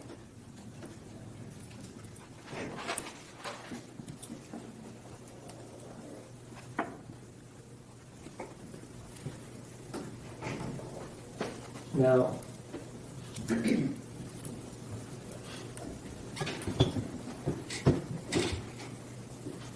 in this case, you're aware that Tanner has pled guilty to kidnapping and murdering Athena Strand. Yes.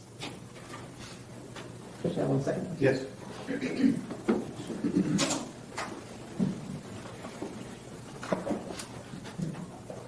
Judge, I'll pass the list. Cross-examination. Appreciate it. Ma'am, you said you've known Tina for 5 or 6 years? Yes. What was the situation in which you know him? Do y'all hang out? What's the situation? And do you mean like how I met him? No, like what did y'all do together? We would hang out after work with his ex at the time. Sometimes we would go out to the bar and just hang out, dancing. We've actually gone out to a festival a time or two. But a lot of our work schedules were really conflicting with each other, so we didn't get out much. Sometimes we would hang out at a mutual friend's house as well. This time that you hung out with him, going to festivals, over that time that you knew him, how many times do you think you actually did that? I couldn't say. You don't have an estimate? I just don't have an exact number. Was it every single weekend? No, I don't think so. Once a month? I would say maybe every other weekend would be my best guess. And you said you knew what he pled guilty to. Do you know what he actually did in this case? Not, I haven't really been following all the articles and videos. I've just been kind of avoiding anything with it. I don't know exactly. That's one. Redirect. And nothing further. Okay, this would be finally excused. Yes, sir. Yes, Thank you, ma'am. Thank you. Lee, Your Honor, can we approach for 1 second? Hello, Coach. Good morning. Peter, raise your hand. Solemnly swear or affirm testimony giving yourself the truth, all truth, and nothing but the truth, so help you God. I do. There's a rule of evidence in effect that you cannot be in court unless you testify, and once you have testified, do not discuss your testimony with anyone else except the Lord. Yes, sir. Support yourself in that truth. Good morning. Thank you. Good morning. For the purpose of this hearing, I'm going to, for the purpose of this hearing, I'm going to call you Lee. Okay. All right. So, Lee, how did you first meet Tanner? Through a friend. Okay. And do you remember where that was at? That would be Electric Cowboy. And how would you describe Tanner? It was fun.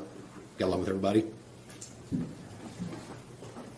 Was there anything unusual about the way Tanner behaved? He just wasn't good at closing jokes. He was just a little different. I don't really know how to describe it. Okay. Just one of the things that you noticed that it's tough to put into words? Right. Yeah, it's just a little different. Well, and you said he struggled to tell a joke. Like, if he was telling a joke and like the timing when you finish it, the laugh, everything would be like an awkward pause. Didn't quite finish off, kind of leave a weird, silent awkwardness. And do you ever know him to kind of be lacking in common sense sometimes? Yes. Now, did you have a chance to actually work with Tanner? Yes. Was that at a glass company? Yes. And how long have you been in the glass business? 35 years. 33, sorry. What was Tanner's job title at the glass company? Installer. And what does that mean? What would the job be? They would be out there in the job field, residential, installing mirrors, showers, anything that needs to be done on the job site. And was that like mostly manual labor? Or Yes, sir. is there any kind of specialized training or class that's required to do that? Not to start out, but you develop that as you go. And how long does it typically take someone to learn that trade? You're always learning, but to go from like a helper, as I hate to say that, to a lead man, usually a year and a half. Okay, he would have started out as a helper, and in a year and a half, you'd expect him to work his way up to a lead man? Yes, sir. And how was Tanner's work performance? He a little bit slower than most. He did show up on time. He just was retaining stuff was hard for him. Like retaining Knowledge. the knowledge, the skills. How did he get along with his coworkers? Good. And what about his supervisors? Good. Did you ever, while at work, witness Tanner have an emotional outburst or some sort of unusual reaction? Yes. And what was that? He had carried in some equipment. Got sat down. Door got open. It was just behind the door. We couldn't find it. Something so simple, but he just kind of lost control. Freaked out. Like he couldn't handle himself. It's kind of like not just screaming, but almost crying and slapped himself in the head and such. So that was kind of directed towards himself. Yes. And was it expensive equipment or just No, it's just simple stuff. But you just couldn't do the job without it. And did you also have social interactions with Tanner? You said you met Yes. at the Electric Cowboy time. Yes. What was that? It was just a nightclub. Okay. And did you have a chance to observe his interactions with people in that social setting? Yes, sir. Was that in any way unusual? Hadn't been, no. Was it easy for him to make friends? And you said he was a little awkward on jokes. Was there other awkwardness? No, it's just, he seemed like he could make friends. He didn't really go inside much. He more or less stayed outside. Smoking cigarettes and such.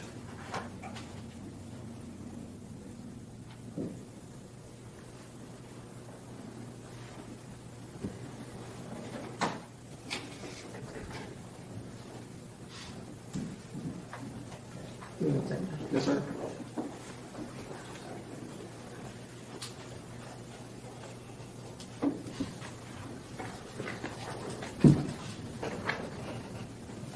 Now, you're aware that he has pled guilty to kidnapping and killing Athena Strand, correct? I guess, yes.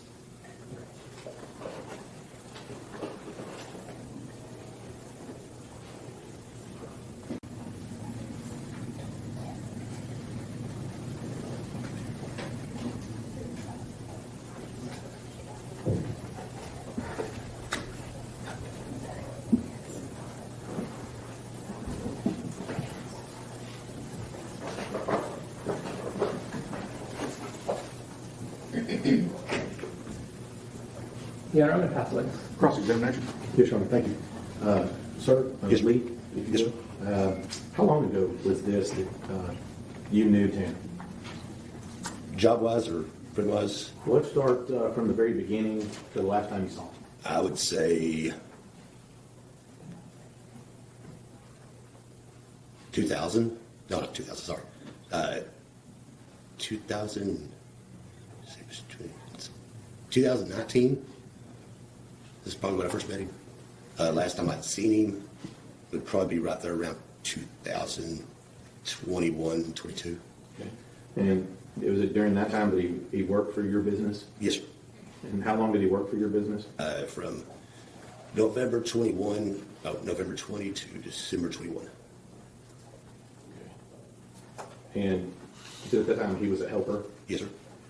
This wasn't the first helper you had that didn't get the job and you had to let go. Oh, no, there's been many. Now, with regard to the social interaction, you said this was at a bar? Yes, sir. Okay. And how frequently would you see him at the bar? Maybe once every week or two. Now, at some point, Tanner told you he couldn't go to the bar anymore. Is that right? He may have, I don't remember. Did he tell you why he couldn't go to the bar? I don't remember the conversation. Did he have an altercation with the bouncer? Now, he did That's say hearsay. Sustained. What did Tanner tell you? he was not There's allowed. hearsay. Well, he's answered the question. Go ahead. He was not allowed in that bar. He's banned. Not allowed in that bar. Sir? Not allowed in that bar? Yes. But you don't remember why he told you why? No. That's what I'm sure. Redirect. I'm sorry, I forgot to ask you about Tanner losing the job. Did you have to let him go at some point? Yes. Do you remember about how many months into it was? We told him just because he wasn't catching on, but the homeowner was present when he lost control of himself. And the message that's sent and so forth like that, we just couldn't have that. Okay. Now, did he get his Christmas bonus that year? Yes. And did he really earn it? We do our best for everybody. And did you, even after that, did you remain friends with Tanner? We didn't see each other too much, no. But, we crossed paths sometimes. It was a while. But that wasn't kind of No. you didn't cut him off because he didn't do that job? No, sir. That's what you're Mr. State. Nothing wrong. May this witness be finally excused? Yes, sir. Thank you, sir. Thanks. Appreciate you coming.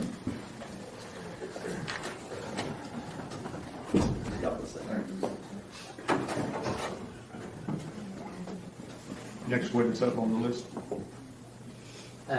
Yes. Give me one thing, that's the same. Okay. May we approach? Yeah, Ms. Cosby, the truth, whole truth, and nothing but the truth, help God. Okay, have a seat. There's a rule of evidence in effect says you cannot be in court unless you're testifying. Once you have testified, don't discuss your testimony with anybody else except the lawyers, okay? Yes, sir. All right, very good. Ms. Anderson? Yes, Your Honor. Sir, how are you doing today? Okay, thank you. We have agreed to refer to you just as Jason for these proceedings. Is that okay? Yes. All right, so Jason, if you'll just go ahead and introduce yourself to the jury. Hi, my name's Jason. I was a contractor at FedEx. Okay, pull that microphone a little bit closer. The silver. This kind Okay. Jason, you said that you were a contractor over at FedEx. What does that mean?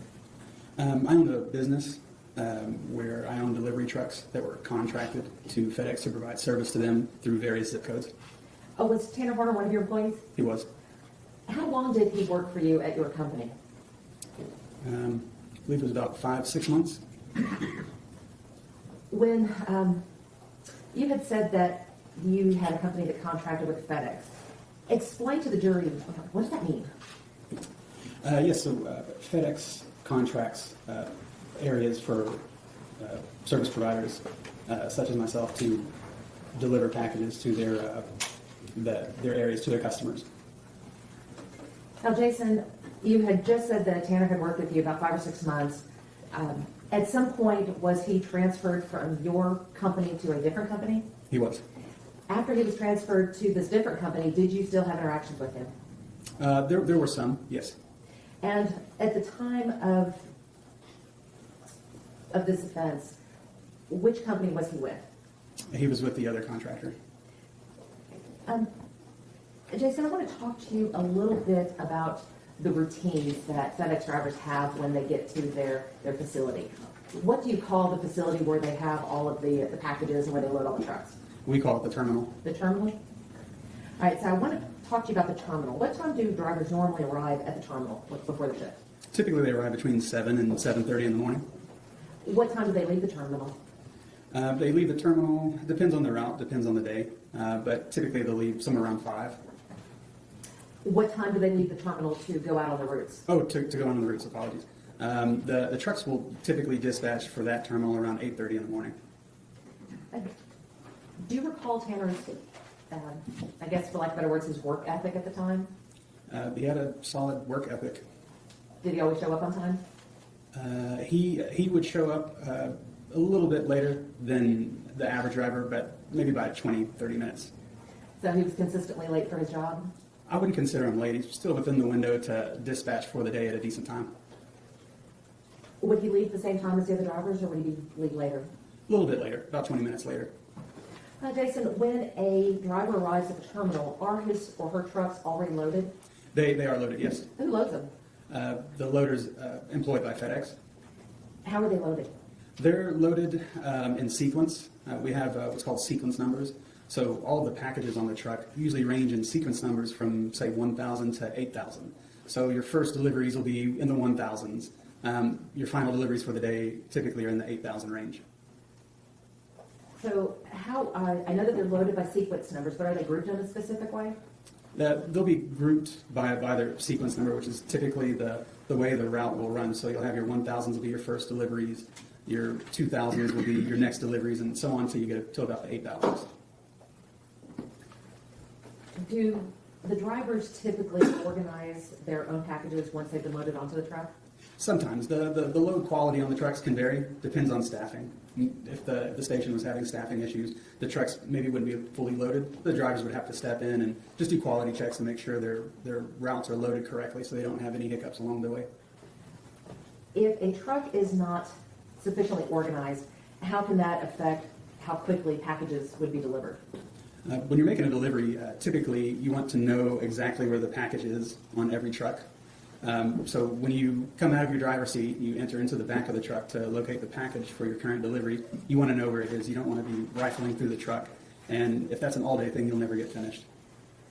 Jason, to your knowledge, did Tanner organize his own truck? The trucks are mostly organized, but there are quality checks that you would double-check to make sure your stops are in a decent order.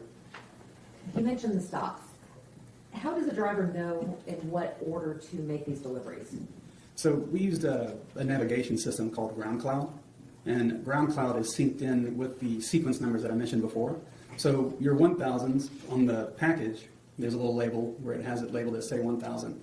On Ground Cloud, it will be labeled as number 1. So number 1, say you have 100 deliveries for the day, your Ground Cloud will show, say, 1 through 100. Does the Ground Cloud app direct that direction? Would Ground Cloud be notified? No. Would the app know if there was any variance? Let's say he decided to deliver package 5 first before delivering package 3. Would that be noted in the Ground Cloud app? No. While on their routes, are the drivers their own bosses? They pretty much manage their own days, yes. Well, who's responsible for the time management of these drivers? That would be myself or other managers. And while they're on the route, who actually determines how long it takes to get from point A to point B? The routes, I would time them myself. So I would just go out on these routes and I would deliver it at a normal pace. I'm not running, I'm just walking as if I have somewhere to be, carefully navigating through the deliveries, for example, like 1 through 100. And that sort of estimate of time would be more or less what we would use to judge whether a driver was way ahead of schedule or way late for the day. But at the end of the day, is the driver responsible for making sure that all the packages get delivered? Yes, ma'am. And what happens if the driver isn't able to complete his route? If there's some issues during the day, the driver would notify either myself or management. Did this happen with Tanner, where he wasn't able to complete his route? He did have an instance where he wasn't able to complete his route, yes, Just one? that I recall. Was it possible that he had more than one time that he was not able to complete his route? It's possible. Jason, when is the peak delivery season for FedEx? So the peak season would revert to the Christmas holiday season. Peak season usually starts around late November, and it runs all the way to pretty much Christmas Eve. What is the atmosphere like at the terminal during this peak season? The terminal's a busy place during peak season. The volume almost doubles for the building. Lots of extra loaders, lots of extra trucks, and lots of extra drivers. So you have extra trucks, extra drivers, extra loaders. It sounds like you have a lot of extra noise as well. A lot of extra noise, yes, yes. During this time period, because it's so busy, can it get overwhelming for a driver if he's just not ready for it? Absolutely. Can it get overwhelming for a driver if he is ready for it? Typically, if a driver is ready for peak season, they'll be okay. When you have these busy days during peak season, is it preferable for a driver to have a route that he is familiar with or one that is new to him? Preferable with something they're familiar with. What's that? Just route knowledge. You want to know where all the deliveries are. The average vehicle will also see an increase in their volume for the day. So every day is a little bit busier. Route knowledge comes into play. Their areas do shrink during peak season because the volume is so heavy. So they wouldn't normally cover the same amount of mileage that they normally would outside of peak season. So do the routes change a little bit during peak season? Yes, they do. While Tanner was with your company, did he stay on the same route the entire time? No, not the entire time. How often was his route changed? I wouldn't say very often. There would be times to where we would have to rotate routes a little bit. Someone puts in for vacation. Also, if flu season comes around, people get sick, so we would have to shuffle the routes around a little bit to make up for that absence. But for the most part, would you agree that he stayed on the same route? Yes. You had mentioned about why it's important to have a route that people know during peak season. Is it important to have a route that you know during non-peak season?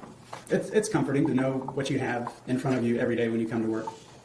Now, when Tanner was transferred to this other service provider, was he kept on the same route that you had him on? I don't know. Was he switched to the Paradise route? Eventually, yes. Jason, I wanted to talk to you a little bit about the difference between an urban delivery route and a rural delivery route. Are they the same? No, not necessarily. They have their differences for sure. Rural routes usually have less deliveries to make because they have more mileage to cover, whereas urban routes they have less mileage and more density within the route, so they would have more packages to deliver because they have less mileage to cover. Well, Jason, do you believe that you should put a city line on a rural route? No, it wouldn't be advisable, but it does happen.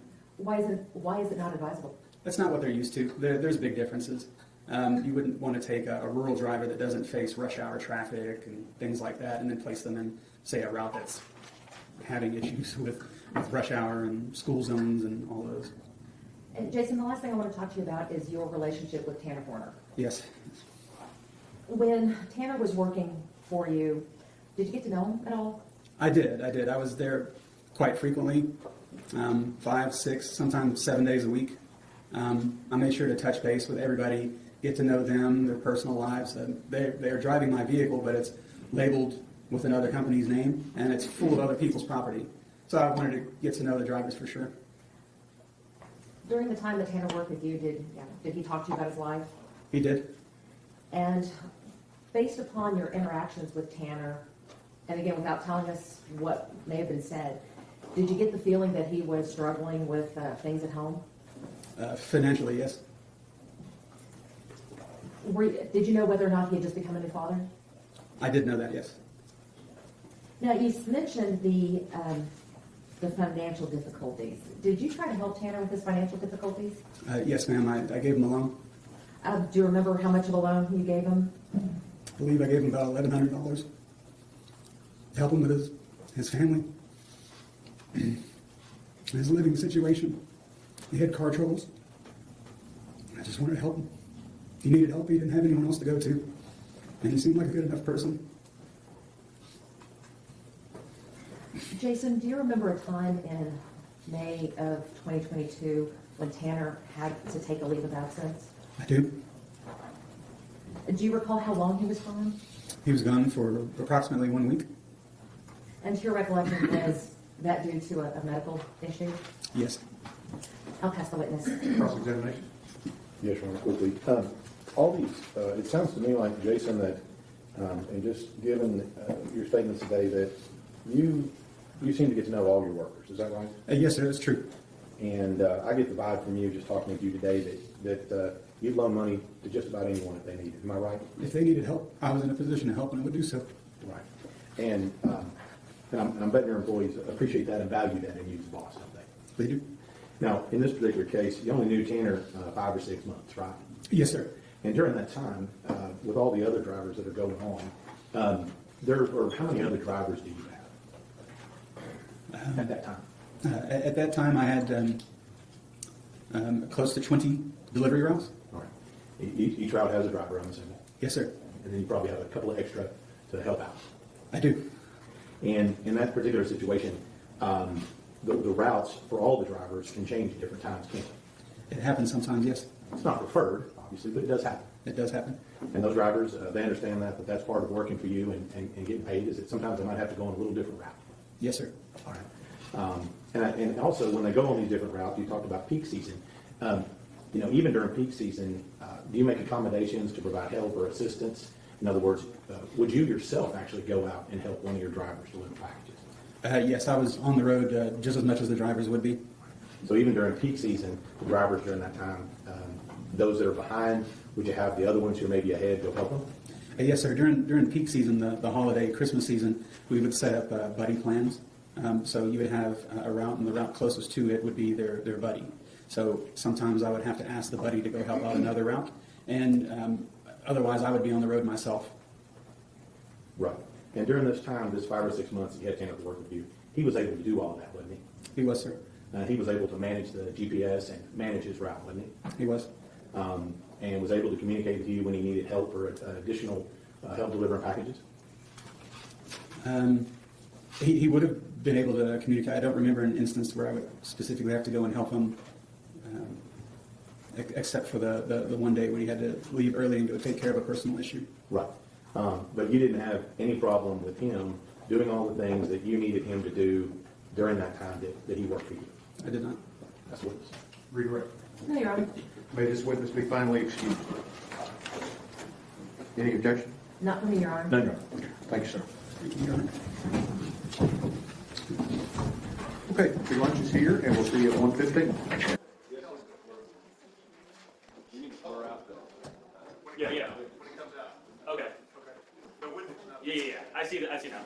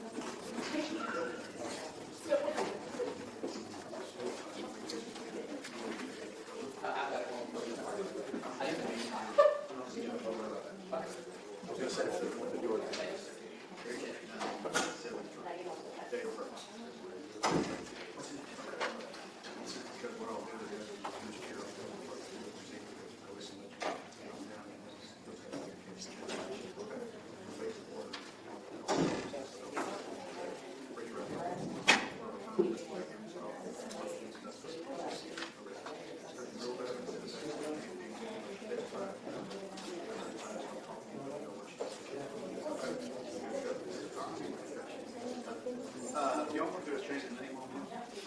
What are you saying, this person, I think, right? Or do you want to do a different name? It doesn't matter. Okay, I'll just strike my first name.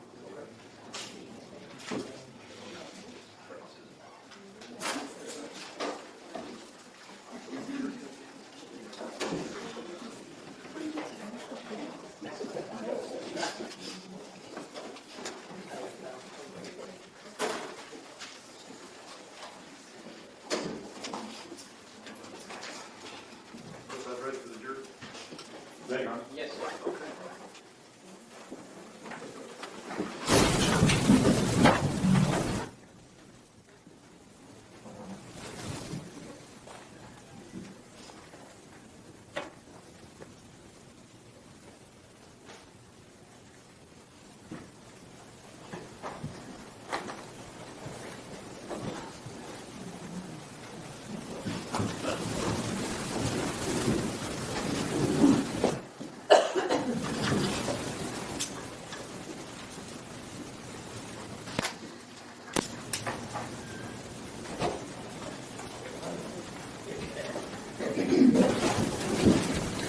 Everyone may be seated. Good afternoon. We are ready to proceed, ladies and gentlemen. This witness has been previously sworn to testify truthfully. Mr. Goble. Yes, sir.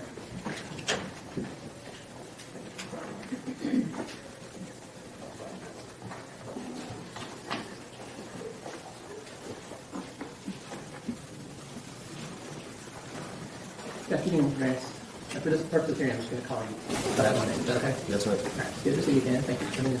Yes, sir. To start with, you are a convicted felon, Yes, sir.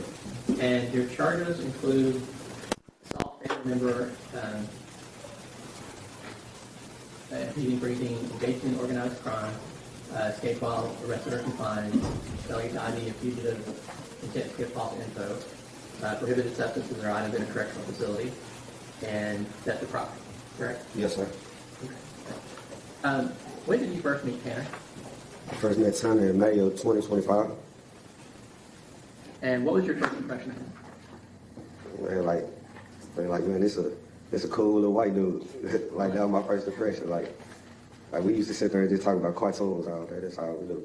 We sit there and talk about anime all day. I just thought it was like, he was just cool, man. Just a cool vibe, just to get the stress out of there back there, 24 hours confined in this cell. You give a dude a laugh. And Okay, hang when on, he first, hang on. I need you to enunciate a little better, because court reporter's having a hard time understanding what you're saying, okay? I mean, I just thought he was a cool gentleman. yes. Like, yeah, he just, Hold on, let me ask you a question. Let me just clarify what we've already gone over. He said he was a cool little white dude, Yep. and you all taught anime and cartoons, things like that. yes, sir. Did you notice anything kind of different or unusual about him when you first saw him? I mean, like he just didn't get what was going on around him. Like, he just ain't get it. You didn't get what's going on around him? Yeah. Mr. Gallo, I'll let you lead if you need to. Thank you, sir. So, did you, we talked to some other witnesses, and I don't know if you've seen this or not. Did you see any kind of physical reactions to him being in a new place? Just speaking from my past experience of being around men in jail, I don't think he gonna be. People to take advantage of Tanner if he don't know no better. Yeah, people will take advantage of him. And let's go ahead and talk about that a little bit. You spent already a big chunk of time in prison, right? Yes, I spent 13 years flat in prison, day for day. 13 years flat. Yes, sir. And you've got, you signed already for another how many years? 7 years. When Tanner found out that you were about to head out, how did he react? Like, bro, really was like you could see it in his face. He was like, bro, you gonna leave me? Like, he's like, you know, like how your puppy look. Yeah. Like, or like just like somebody you just lost your friend. Like, he looked at me like, bro, you gonna leave me? And like, we had a long talk today, and I was just like, really like what I call gaming him up, really just talking to him like, hey, bro, just be secluded in yourself. Don't worry about what's going on around you, man. Just stay. What does gaming him up mean? Which is like just really just I'm tired. I be talking in my slang, so like gaming him up, really just talking to him, give him some knowledge. There's some news he can use, what news he can use. Like, hey man, just stay doing what you're doing. Stay getting on your tablet, man. Stay zoning stuff out. So you're giving him news he can use and getting him ready for when he goes to prison. Yes, sir. Okay, and so you said you're afraid that people might take advantage of him. Is there anything about how does Tanner deal with like social cues and interactions with people? Like, honestly, when he deal with social cues, like, he'll come to the door and be like, hey, what are they trying to? And I have to tell him, like, hey, bro, like, just sit down, you doing, you know what I'm saying? Just stay out the way. Like, that don't mean you no good. That don't mean you no harm. They taking advantage of your kindness. Okay. So he would have to ask you what's going on, Yeah. how people were treating him, and you explained when they were taking advantage of him. Yeah. What about, well, let's talk to you about how, has anyone at the jail given you a hard time for being friends with Tanner? I'm not gonna stunt. They don't give me no hard time, but like they'll try to use it to be like, you know how like sometimes like a person will try to use like try to like talk down on somebody to get cool with you. Sure. And like they'll try to be like, man, look at your boy over there. He be such. And I'll be like, look at you though. You doing such. So they tried to pick on him to get on your good side, and you just gave it back to him. You gotta just give it back to him. Sure. Like, who was me to judge? You ain't never showed me nothing like that, nothing wrong like that. Now what, besides cartoons and anime, what do you and Tanner kind of talk about? Man, we just talk, man, the news, Donald Trump, man, we Bible study. Man, we talk about everything that's not don't pertain to being locked up. Yeah. We just keep our mind up out of jail. Well, let's start with the kind of Bible study. What sort of stuff have you done with that, Tanner? All right, like, this what we'll do. All right, we got tablets, we got Pando tablets in ourselves we use all day, but like, sometimes we'll do this, like, I'll get the kiosk, and they'll open up my slide. We'll get our Bible, I'll be like, man, Tanner, I call him Thorn. Yeah. I'll be like, Thorn, man, he'll call me, look at our chicken. hey man, let's do Bible study. And we'll get on the run. I got my Bible in the slide. We'll just sit up there like we was reading in the book of Acts. We're in the book of Acts chapter 14 right now. Yeah. We done read through Luke. We done read through all Matthew. Like, so we're in the book of Acts right now, the conversion of Paul. So So, like, 1 second here. So your nickname for him is Thorn, his nickname for you is Chicken. yes, sir. And you're in 2 different cells. Yeah. But you'll be able to open the slot and sit down and go through the Bible together. And you work through Luke, and Yeah. you're in Acts chapter 14, the conversion of Paul. Yes, sir. Go ahead. And so like we just sit there and break it down, just interpret it, and then like we'll go back and like man and just really apply it to our own life. Mm-hmm. And just like Paul, man, like if he able to change and God didn't condemn him, like it's the same thing for us. Right. So you're taking those lessons and applying to each of your lives. Yes, Has sir. that been beneficial for you? Man, it's been beneficial to me. I know it's been beneficial to my friends, because at the same time, like y'all don't see what I see going in their cell 24 hours a day. Like early in the morning, he ringing his hands. Early in the morning, where I gotta tell him, hey bro, pick your head up. Hey, it's gonna be alright. Pick your head up. Hey, how you doing today? Hey bro, you good? Hey man, come back, come talk to me, man. So, like I said, in the morning you wake up, you see him already wringing his hands. Is that kind of a sign that he's anxious? Yeah, cause like he don't see me, I see him, like I get up and use the restroom, it probably be like 3 o'clock in the morning. He already up, pacing his flow. Ringing 3 his a.m. hands. he's already up pacing. Pacing his flow. Okay, I gotta come to the door, look out, Thorn. Hey, sit down, so what? Hey man, come to the door, man, what's up with the news? Talking about change his mind. Yeah. You know what I'm saying? What's up, you wanna talk about it? Nah. All right, then, hey bro, what's up, man? You remember this such and such episode? Hey, you remember we were watching Pokemon, man? Yeah. You know what I'm saying? Just change. So you redirect him back to episodes of Pokemon, things like that. You Yeah. get him calm that down. Calm it down, just to try to get his mind off the situation. And we talked, I know you and I have talked a little bit before, but to the jury, about when he comes back from court, is that another time when you need to kind of pick him up or distract him? Man, look, every day I come back from court, every day he come back from court. I look out for him, how today was. Thumbs up or thumbs down. You do me like that, I know not to question him no more. Yeah. I'm finna go watch Naruto. Yeah. I know he's finna go watch cartoons and zone it out, get his stress up before he lose himself. Okay. So when he comes back and he's like that non-responsive, he's got to take time and I try to already- get away. And you mentioned earlier like the tablet and Pando. Pando is an app on the little computer tablets that Yes, you sir. all use, right? That's how you all get information now. Not like the old days where someone come around with books. Yeah, it ain't the old days. No. Nah. All right. So let me see.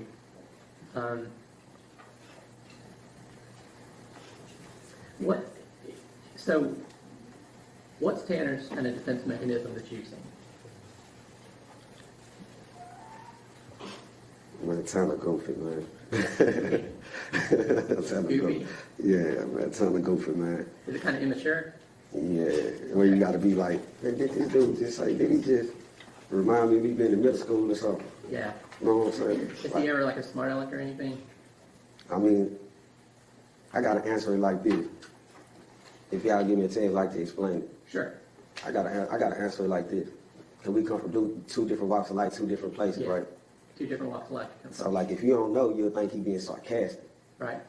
But like, him being him being what he do be, like it's him. You know what I'm saying? It's just Yeah. him being funny, him being humor, him being him. So it's not him being sarcastic or mean. It's just him trying to be funny. Funny, he's That's trying to. his way of telling the That's, joke. you know what I'm saying? That's his way of socializing. Sure. You know what I'm saying? That's his way of trying to like fit into the environment. That's him trying to find a way of being friendly. So like, if the next person don't know, or like just take the time out to understand him, like they'll think like he's being sarcastic or he's being pompous. And you said you started out with 2 different walks of life, but you've kind of taken that time to get to know him and like I said, do the Bible study, talk about things he likes to talk about the news, Yes, sir. music. Yes, sir. Okay. And I think you said before that because you have experience and you realize he's not everyone's cup of tea, right? Yeah. That you try to explain to him going into prison how he needs to behave. Basically. And then, Go ahead.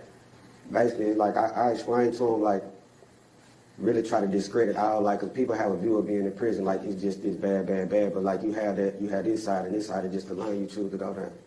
But like you still have people down there that prey on people. Yeah. And me being experienced, I grew up down there.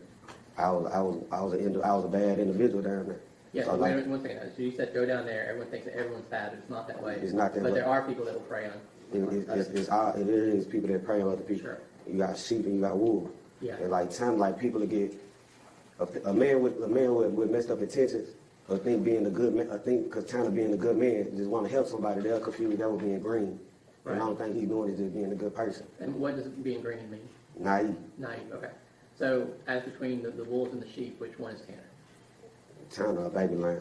Baby lamb, okay. Yeah. So a little worse than a sheep. So Yeah. you're telling this because you're worried about his safety. Yeah, the past experience with people, us just being in a little vicinity behind them doors back down there. Just back there and on it. Like it's been situations where I had to, hey bro, go on, chill out now, he don't go. Or like just, I'm gonna tell you a situation that just happened, like we had a neighbor over there Yeah, you got a neighbor, and what happened? and he was asking Tanner for some coffee Yeah, you asked for coffee, and and basically messed Tanner over. You know what I'm saying? So well, I'll give you this for this. And basically really jacked him for his coffee.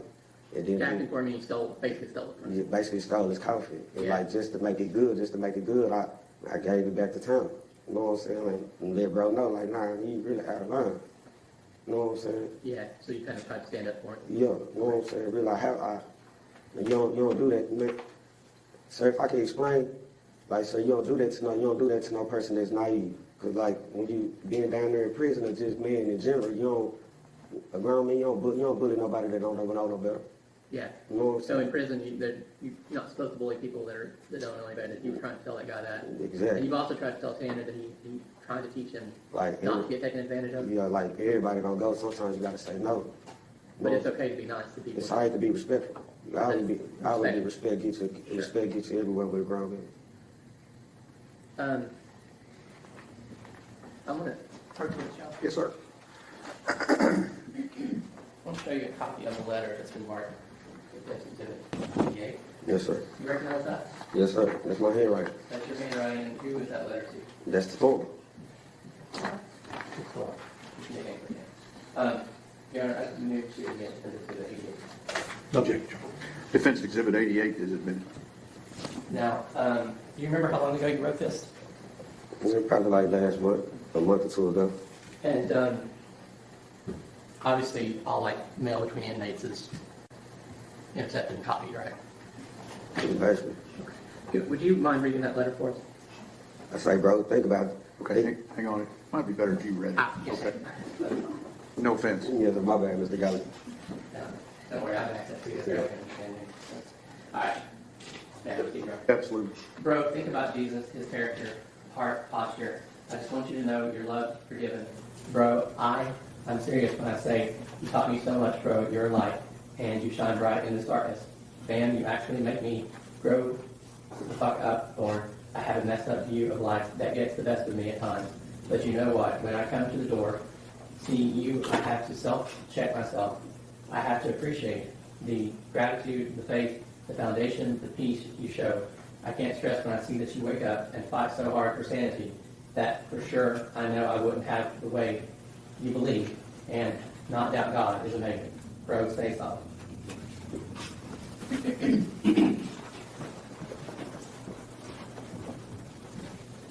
Now, Jamaris, have the guards been going out of their way to tell you about Tanner's case? Your object that calls for hearsay. He can answer yes or no. Tell the truth. Just a yes or no? Yes, sir. Okay.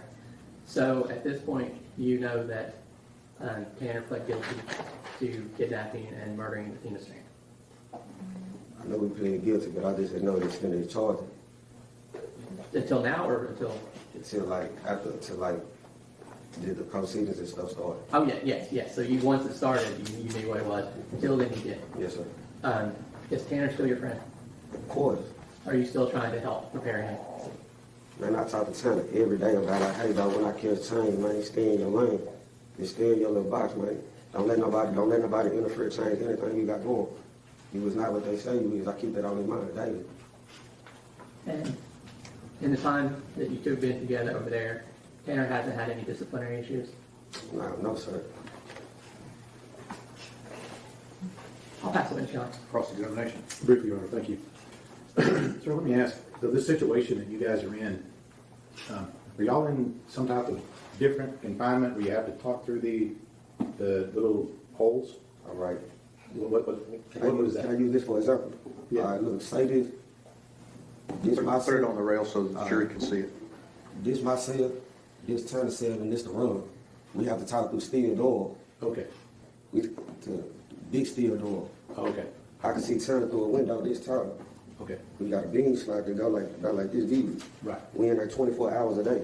all right. That's where y'all are currently. Yes, sir. And how long have you and Tanner been across from each other? Maybe gonna make a year. Okay, so for a year? Yes, sir. Okay. And let me just ask you, sir, it would appear that you've had a bit of a rough life. Do you agree with me with that? Yes, sir. Maybe by some of it your upbringing, Yes, sir. maybe some of it your family? My family all right, but yes, sir. Rough family life. Yes, sir. Probably some bad choices on your part, would you agree? Yes, sir. But I'm looking at your criminal history here. I don't see where you've ever killed anybody. No, sir. I don't see where you've ever abused a child or beat a child to death, have you? No, sir. So when you're in this cell with Tanner, what did he tell you that he did to this little girl? He never told me nothing what he did to a little girl. Okay. You didn't ask, y'all didn't talk about that? No, sir. Do you have any idea what he did? I mean, like some of the people around me told me. But that don't change my view. I don't let people dictate my view. Okay. Even despite that, you still think he's a good man? He ain't never showed me nothing different. His character good. That's what I'm Regret. Nothing for him. I give you finally excused. Yes. Thank you, sir.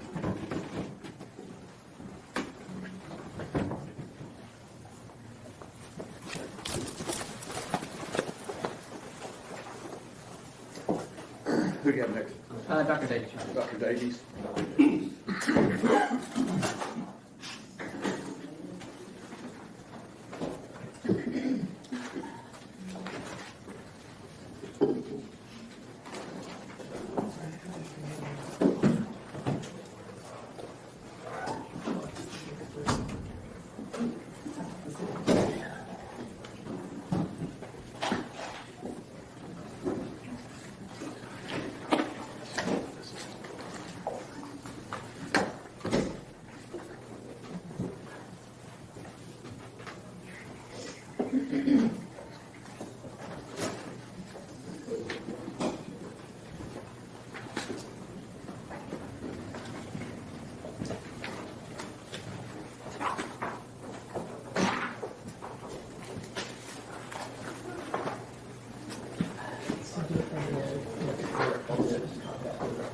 Come in, sir.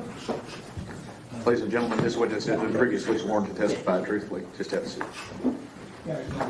Absolutely. Good morning. Can you tell me your name, please? It's Julian, Julian Davies, Davies. I'm going to hand you a copy of Sensitive 46. Do you recognize that?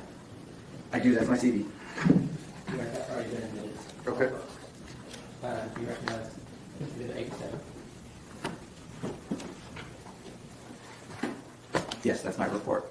Yeah, I move to admit Sensitive 87. Any objection? No, no. Okay. Defense 87 is admitted.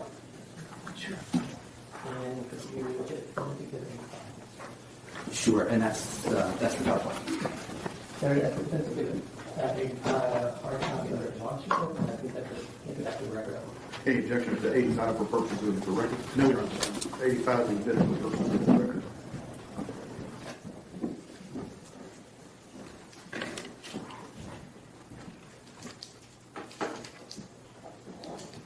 If you decide I'm going to give this to you, Sounds good. we need it. Great.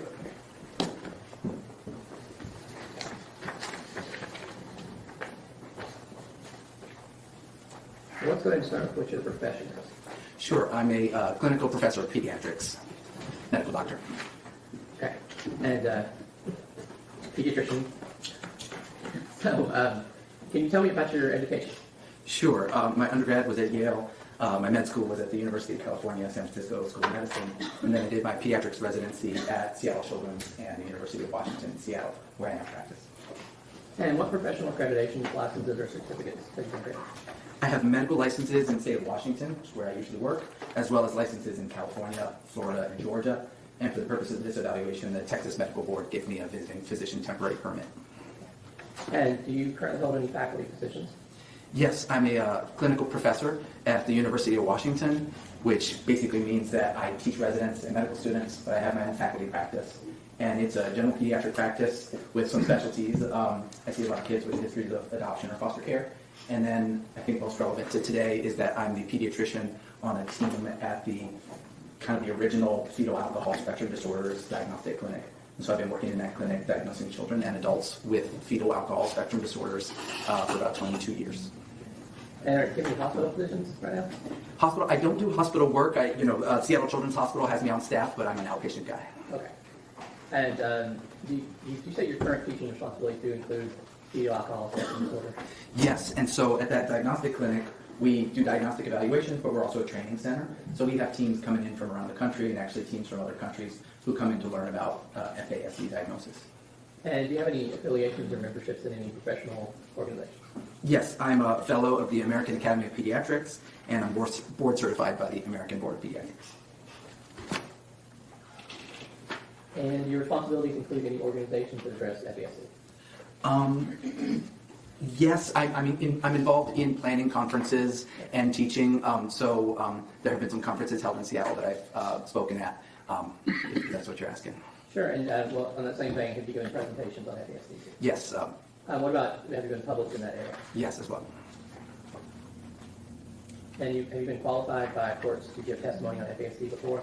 Yes, in about 9 states I've been qualified as an expert in FASD, including Texas. And FASD, is that a recognized diagnosis? It depends who you ask and what country you ask. FASD, or fetal alcohol spectrum disorders, our clinic uses as an umbrella term that describes the full spectrum of birth defects and brain injuries caused by maternal drinking. The diagnoses that we use are under that umbrella term, and there's a couple that you might be diagnosed with if you come to our clinic. Sure. And there's actually, I'm not going to try to confuse people, but if you look this up, there might be some different terms for diagnoses than what you use, but they're the same category. Right? Yes.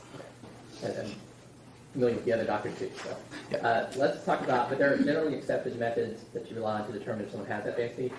Yes, at the University of Washington, we developed something called the 4-digit diagnostic code, and a lot of clinics around the country and the world use that, and it was developed in the mid-90s, and it's currently in its 4th edition. Now, did you examine Tanner? Yes, And did you review records pertaining to him? a lot of records, yes. Did you review reports of other experts? Yes, And it's the ones that have been testifying so far, and they're coming up. yes, Are you being paid for your work in this case? yes. And what is your hourly rate? It's $450. Do you have know approximately how many total hours you anticipate billing in this case? I think I've already billed about 30 to 40 hours, and I haven't added up my recent work, but it could add another 10 to 20. Okay. Now, you kind of talked about FASD being an umbrella term, but can you talk about why is prenatal alcohol exposure important? Sure. Kind of an interesting topic. You'll hear a lot of different things about what amounts of alcohol might be safe and whatnot. So I like to start out, before we get to diagnosis, about what alcohol can do. So alcohol is a teratogen, and that means it causes birth defects, and in particular can cause brain damage. One thing that's tough about alcohol is that the placenta protects the developing child from many things, but alcohol goes right through it. So the mother's blood alcohol level is the fetus's blood alcohol level. And unfortunately, once it gets in there, the mother has a liver that can detox, but the fetus doesn't have a liver that can detox the alcohol in the same way. So while it's in there, unfortunately, we know that alcohol affects the developing brain on a lot of different levels. It can kill nerve cells, it can send them to the wrong place in the brain, it can make brain structures smaller or deformed, it can really interrupt the really important connections between different parts of your brain, it can affect the signaling, the chemicals between nerve cells, and it can even do lasting damage after the pregnancy by setting up inflammation or locking or unlocking certain genes in the brain. So, yeah. Does it matter like when during the pregnancy the alcohol is consumed? It does. There isn't a safe time to drink, but we know that the riskiest time to drink is in that first trimester. In those first 8 to 10 weeks, you're dealing with an embryo, meaning that the organs are being formed and the foundation is being laid. And in those first 8 to 10 weeks, we see more brain damage resulting from alcohol. It's great to stop as soon as you can because there's continued harm in the 2nd and 3rd trimester. Now let's talk a little bit about what's under that umbrella of FASD. What specific diagnoses are there? Sure. The original diagnosis, and this was called out in 1973, is fetal alcohol syndrome, FAS. A lot of folks have heard of that. That's one where you might have physical features that show up. So you might have growth problems. There's this unique set of facial features that those 4 kids have, evidence of brain damage or dysfunction. And then that's what goes into FAS. That was the original diagnosis. But we've learned a lot in the past 50 years, and now we know that FAS is just the tip of the iceberg. And a lot more people have the brain injuries, but might not have those facial features. And so there are other diagnoses under that FASD umbrella where you're talking about brain damage from alcohol, but you might not have those physical features. And can you kind of walk us through those? This one kind of breaks it down. So we talked about FAS, and again, that's only 11% of the folks we see in clinic. So the next one down is called static encephalopathy, alcohol exposed. That's where the brain damage is essentially the same as FAS. It's just that you don't have all those physical features. That's about 1/3 of the folks we see. But over half of the people we see, and it's the same amount from the animal studies that we did, half of our patients end up with neurodevelopmental disorder / alcohol exposed. And that's where the brain injuries are in the more mild to moderate range, and you have that prenatal alcohol exposure. And just so the people who are really detail-oriented aren't asking, you've kind of done a ampersand showing a couple of the names for these, correct? Right, so if you hear those from other experts, it's because there's different diagnostic systems that kind of alphabet soup, people have their preferred terminology. So if you've heard about ARND, alcohol-related neurodevelopmental disorder, or you might have a psychologist that's using the DSM book, and in there they say neurodevelopmental disorder associated with prenatal alcohol exposure, or NDPAE. Tell me about the diagnostic criteria. What are you looking for when you evaluate someone for FAS? So essentially, you're looking for those columns. You're looking for evidence of prenatal alcohol. You're looking to see if there's any growth impairments. You're looking for those facial features, and you're looking at the brain. And with the brain, you're looking at brain structure, and you're looking at brain function. And are there other considerations? Very much. Those are the things that make up an FASD diagnosis. But we also really like to do what's called differential diagnosis. And that's where you're thinking about, okay, but what are the other risk factors, maybe in family history or other things that went on during pregnancy or problems at birth or things that happened in that person's life that could have led to similar problems. Now, when you're looking at those other things, is it possible to have what they call a comorbidity or have more than one thing, or is this does this exclude other diagnoses? No, in fact, we expect other diagnoses, and the research at our clinic suggests that if you come see us for an FASD diagnosis, you're 3 to 7 times more likely to have other major risk factors that could be impacting your brain. And so sometimes we say that FASD is like a adversity magnet, or the hits keep coming, which is that unfortunately we see high rates of other comorbid, meaning co-occurring diagnoses. So it's really common to have more than just an FASD diagnosis. What type of professionals are involved in diagnosing FASD? Is that an individual or a group, or how does that work? It can be done as a solo provider sort of thing, but it's better when you have other professionals in the mix. Mm-hmm. And so at our clinic at the University of Washington, there's me, but there's also a psychologist, and sometimes a speech language pathologist, or OT, occupational therapist, sometimes a social worker. So it's best done as a team approach, which in the sort of legal setting usually means that there's other experts, like psychologists and speech language pathologists, or brain radiology specialists. And so I take what they find and use it to come up with my medical diagnosis. And your diagnosis, like you said, is medical from the medical perspective. Correct. Let's talk, if you're ready, about prenatal alcohol exposure in Tanner's case. Sure. What's your evidence that he experienced significant prenatal alcohol exposure? Right. So his mother, Melissa, in a sworn affidavit, said that she was 19 when she became pregnant with Mr. Horner. And she was about 8 to 9 weeks along before she knew she was pregnant. Before she learned she was pregnant, she would drink to intoxication on numerous occasions. And she would drink Jack Daniels and Coca-Cola all night. She then said that once she found out she was pregnant, that she stopped drinking alcohol, but she continued to smoke cigarettes and also use some cannabis to manage morning sickness. And what does that mean for Tanner specifically? That, unfortunately, is a high-risk prenatal alcohol exposure for the reasons we were talking about. Those first 8 to 9 weeks are when those crucial foundations of your brain architecture are getting formed, when those nerve cells are most vulnerable to alcohol. And that pattern of drinking to intoxication, drinking Jack and Coke all night, that's a high-risk level of alcohol. And so it's this pattern of drinking that the studies show is most likely to cause fetal alcohol impacts. And if you look at the studies for this pattern of drinking, about 40% or more of kids born from a pregnancy like this may have some of those FASD impacts. Now, can we, let's go back to our diagnostic criteria. You said you got prenatal alcohol exposure. What about growth deficiency? How does that relate to FASD first? Yeah. So growth is interesting. We see growth problems in about 1 out of 3 folks in clinic. If you see growth deficiency, that person's brain is 2 to 3 times more likely to be impacted by alcohol. So it's meaningful if you see it, but most of our patients don't have growth problems. Now, what about Tanner? Did he show any growth impairment? From all the records I reviewed, he did not have growth problems at birth or since. So he did not meet the growth criteria. And you talked about the original diagnosis of FAS with physical facial features. How did they help you diagnose FASD? For the facial features? Yes. Yeah. The facial features are interesting. If you have them, and you have to have all 3 of these pretty subtle facial features, it's pretty much only alcohol that does that. But we know from studies that there's really maybe just 1 or 2 days early in pregnancy where those facial features get created. So most of the folks that come see us in clinic, they don't have those facial features. Less than 10% of them do. So basically, it can matter specifically what day you drank on. Pretty much. It's day 19 or 20 of a human pregnancy. And you said, did you already say how common are those facial features among patients you see? 9% have the full face of fetal alcohol syndrome. And Tanner does not have those? He does not.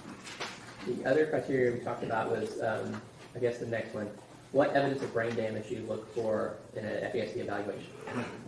That's where, again, we're looking for, is there any structural evidence of brain damage? And that alone could get you to an FASD diagnosis.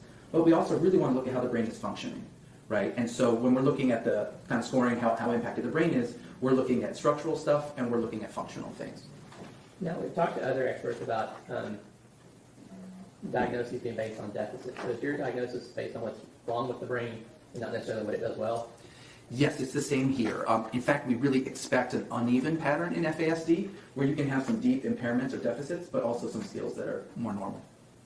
And how do you determine structural evidence of brain damage? That's where in clinic, the easy way is to take a head circumference. If you have kids, you might remember us doing that when they're young. That tells you how well the brain's growing. That was not present in the records I have for Mr. Horner.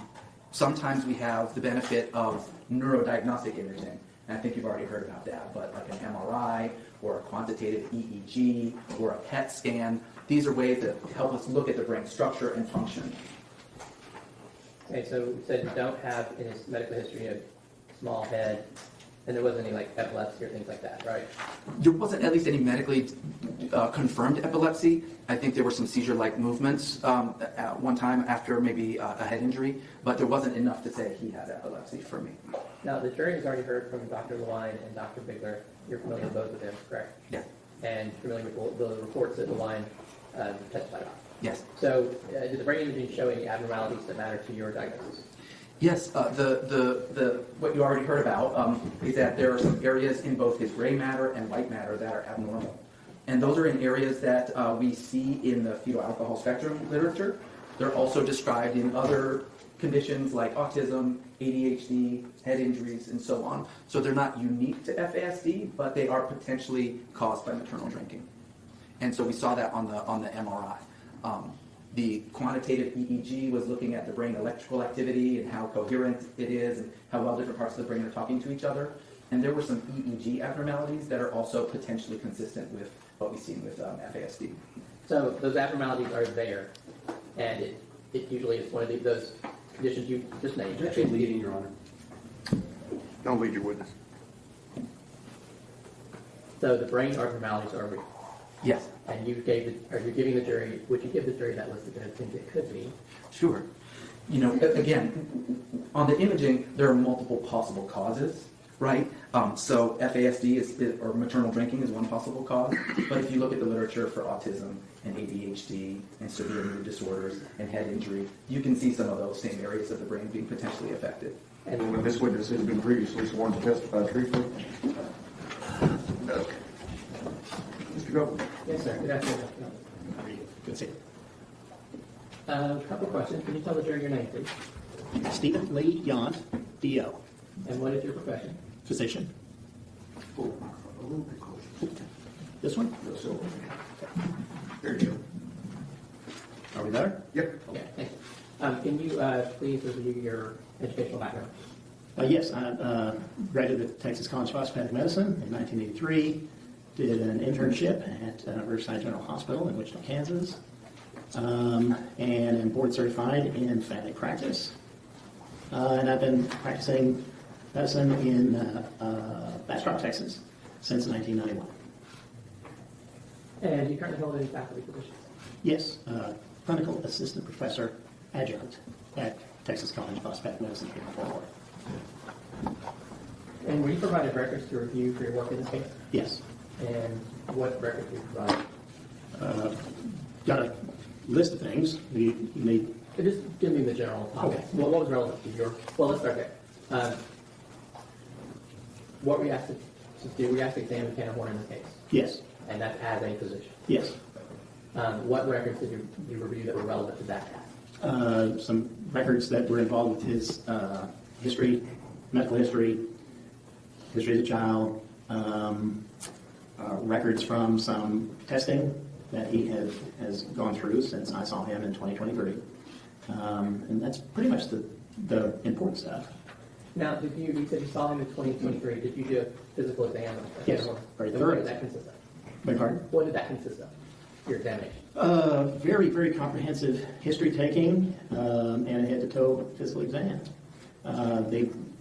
These exams that I do in these cases are typically at least 3 hours, and we try to be as thorough as possible.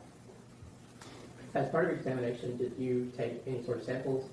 Yes, we had blood and urine. Blood and urine. Did you send those for processing in the normal course of your?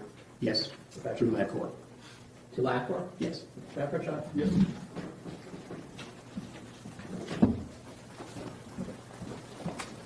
Let's take a look at that. This is Defense Exhibit 86. Can you identify that? Yes, this is the date.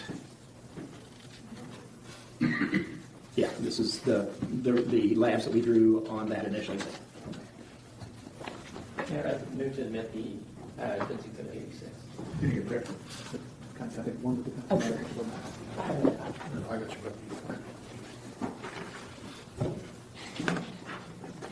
No objection. States, Fence 86 is in there.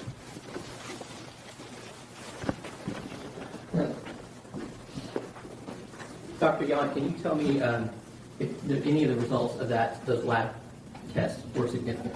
Yes, there's significant abnormalities of his testosterone levels. Low, quite low. And does that include, now that you put his testosterone level, we're going to talk about that one first. What is that? What numbers did you come up with, and what does that mean, and how does that differ from pre-testosterone? Testosterone, total testosterone level is the circulating hormone that is protein bound and is not active.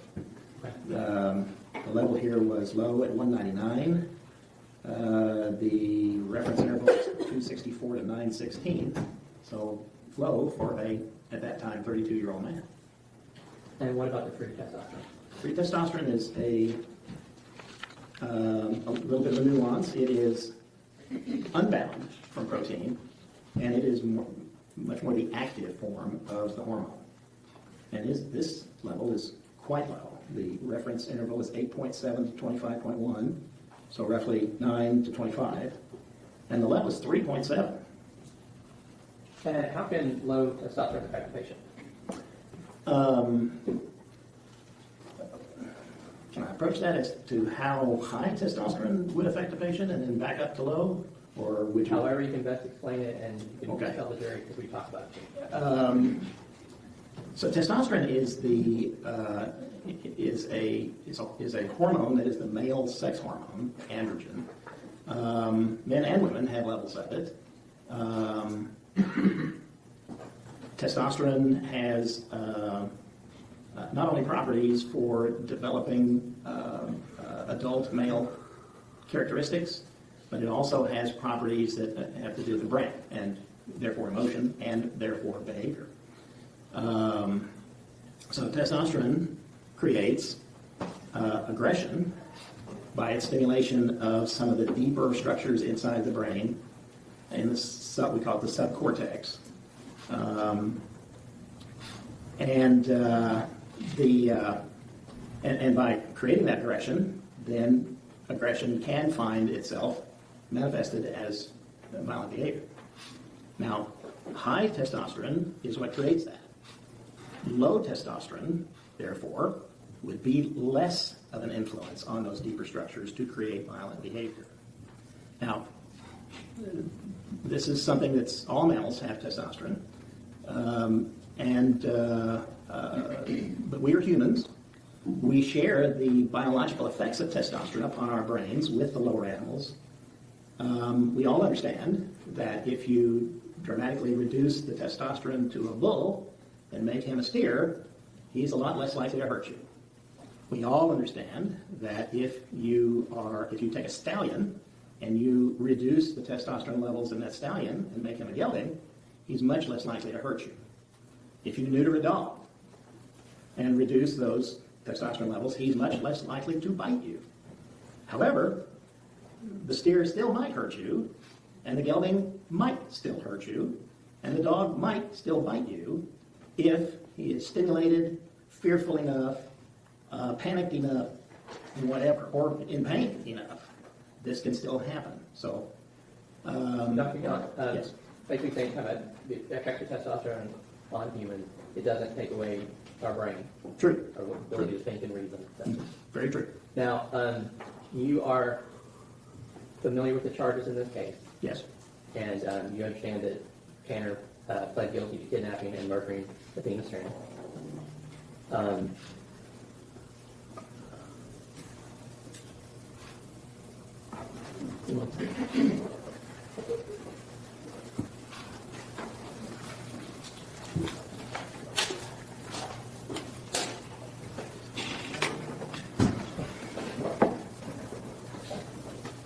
going to go ahead and pass it. Thank you, Doctor. Yes, quickly, Your Honor. Dr. Young, thank you for coming again. I think last time we saw you on Zoom, didn't we? Okay, well, you may have saw me, but I couldn't see you. But I remember your voice. It's that whole technology thing. Amen. I just want to clarify a couple of things. From that lab test that you have from you, when did you do the draw on Mr. Horner? It was the day that we did the exam on him. Forgive me, I walked in here without my glasses. I want to say that was September of 23. Now, of these lab results you got, do you have any reason to believe that any of those are any different back in November of the year before?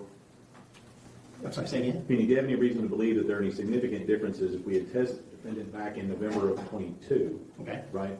Do you have any reason to believe that those would not be exactly the same? I'm not aware that he was tested in Okay. November 22. I guess what I'm trying to get at is, you don't have any type of medical opinion that any of the numbers in all the labs would be any different than they are now? That would be guessing. Okay. I'm just trying to ask in your medical opinion. Sure, but it would still be a yes. All right. And that's really the only thing that, as far as in this case, that you're providing, is that you did a physical exam. You say the labs say he's got low T. Yes. And that's pretty much it. Yes. That's what. Correct.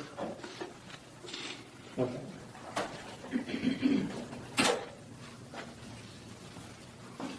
That's all right. Thank you. May he be excused finally? Yes. Thank you, Doctor.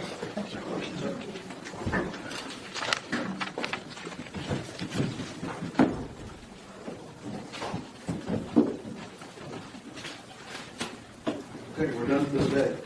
Remember, in the morning, 10:30, so you get to get a little late.